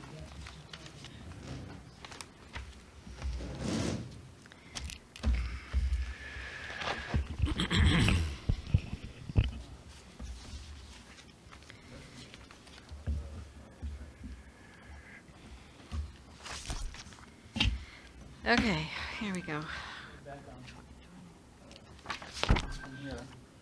All right, so a couple of things on, I'd shared with you the grand list update from the listers. And then this morning, Camilla runs in and says, I have a change in my exemptions. So, a little heart attack, so we ended up having to rework some of the numbers. So the previous grand list that I had given you was 4,731,105.13. This morning, she came in with an updated number that was 4,726,927.13. Not a huge change, but a change. So as you can see, based on that, that's the number that you see, the 4,726,000 currently there. Within the, we broke out your general fund budget, your highway budget. Within the general fund is also the 22,000, which is also dedicated for operations or improvements at the meeting house. That article is included in that number. We didn't break it out as a separate number. Cemetery, you had voted 2 articles for your library and for your social services support. So that brings you to a total of $6,021,089. Out of that, you're raising $5,144,944 by taxes. And at this current rate, that would be 1.0887, and that's roughly an increase of 0.0109. So, based on that, what we're asking is that you would set your Rockingham municipal rate at the 1.0887. And then there's also, as Peter had discussed, the state sets the educational rate, which is, again, outside of our. Would say that that tax rate is shown as about 2 cents less than what we had last year. We had 110 last year, and it's 108, 109, so, Now, just so you and know. and that budget, again, doesn't reflect any of that ARPA money that we talked about tonight, right? That 900,000, that's not included in any of this.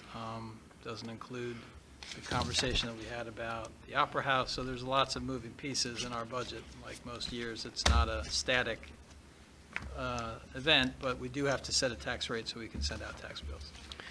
So, that being said, let's get a motion on the floor, and if we want to talk about it, we'll go from there. Someone want to make a motion to adopt the tax rate at 108.87? I move that we adopt the tax rate at 10887. I'll second that. Motion's made and seconded to adopt the tax rate of 108.87, which is. Oh, wait, and accept the educational tax rate when they are provided by the state. We have to say that as well? Yes. Yeah. Thank you. Okay. So open for discussion. We seconded, or we need to discuss? Yeah, seconded, so we're for discussion. Scott, I know that the listers are an independent entity that report to the voters, I guess, but do we ever get a chance to talk with them about the implications? For example, the property values are going up so dramatically, and I'm wondering how that will affect our, I know as, you know, sometimes as the property values go up, the tax rate goes down, but I just love to hear them talk about what's happened in the past 6 months. Well, I think we're going to have them come talk to you in the fall anyway to start talking about the tax stabilization agreement that we had with the hydro that's expiring in 2022. We've got a whole process involved that we have to talk about with that.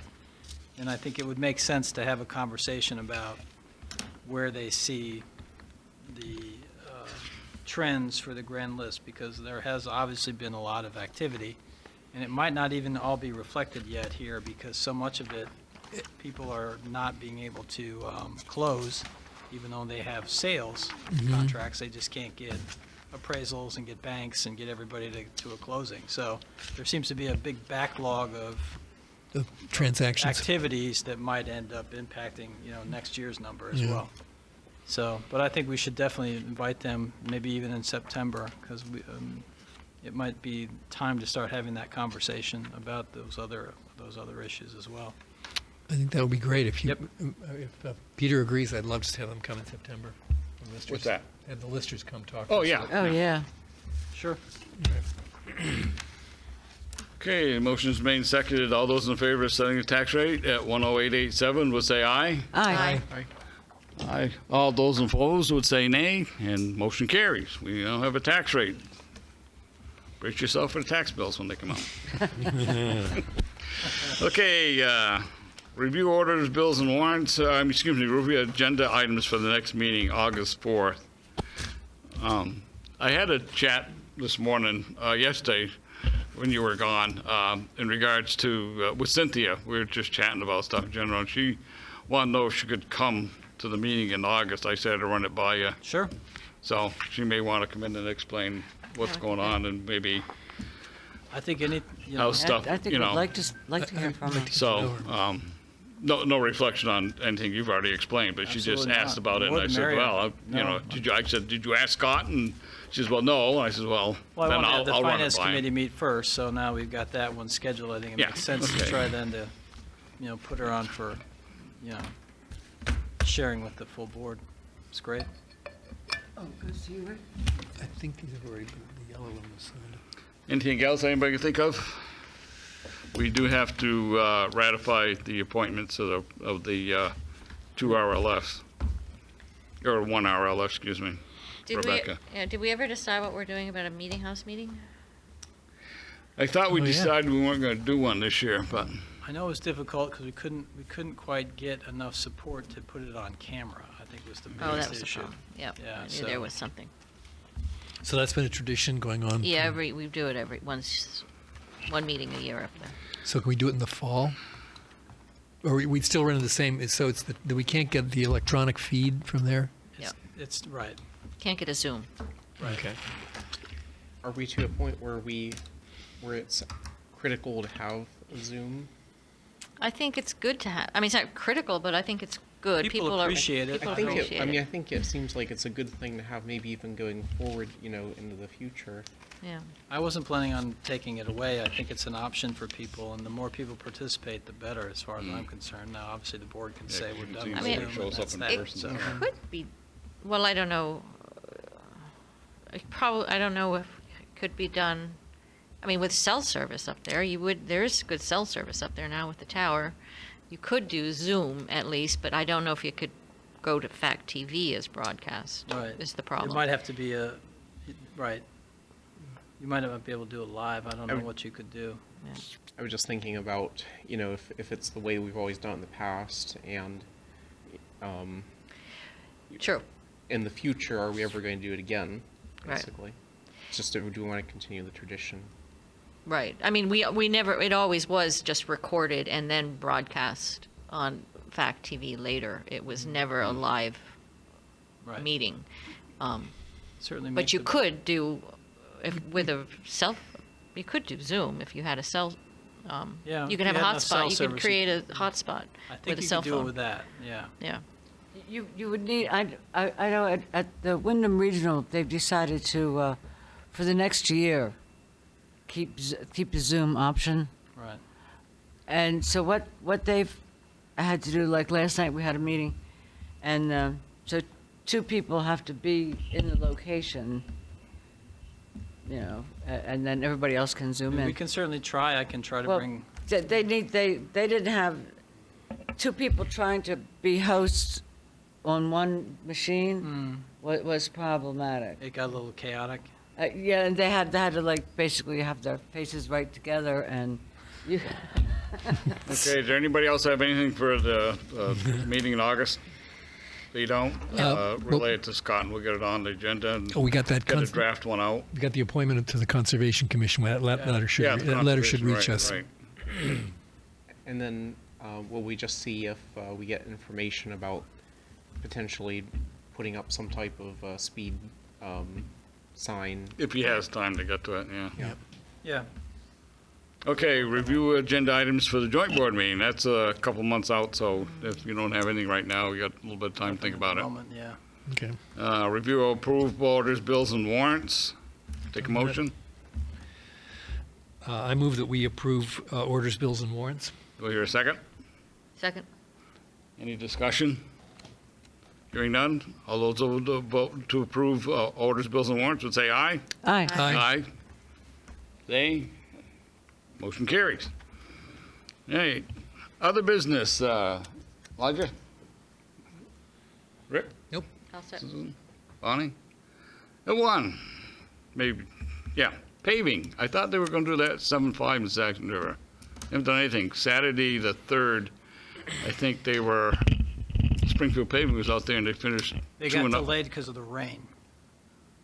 They can't pave They've when had it 3 days rains. of good weather. Come on, I fished all day I know, Sunday, they for had God's 3 sake. days where they couldn't pave, and so they were behind.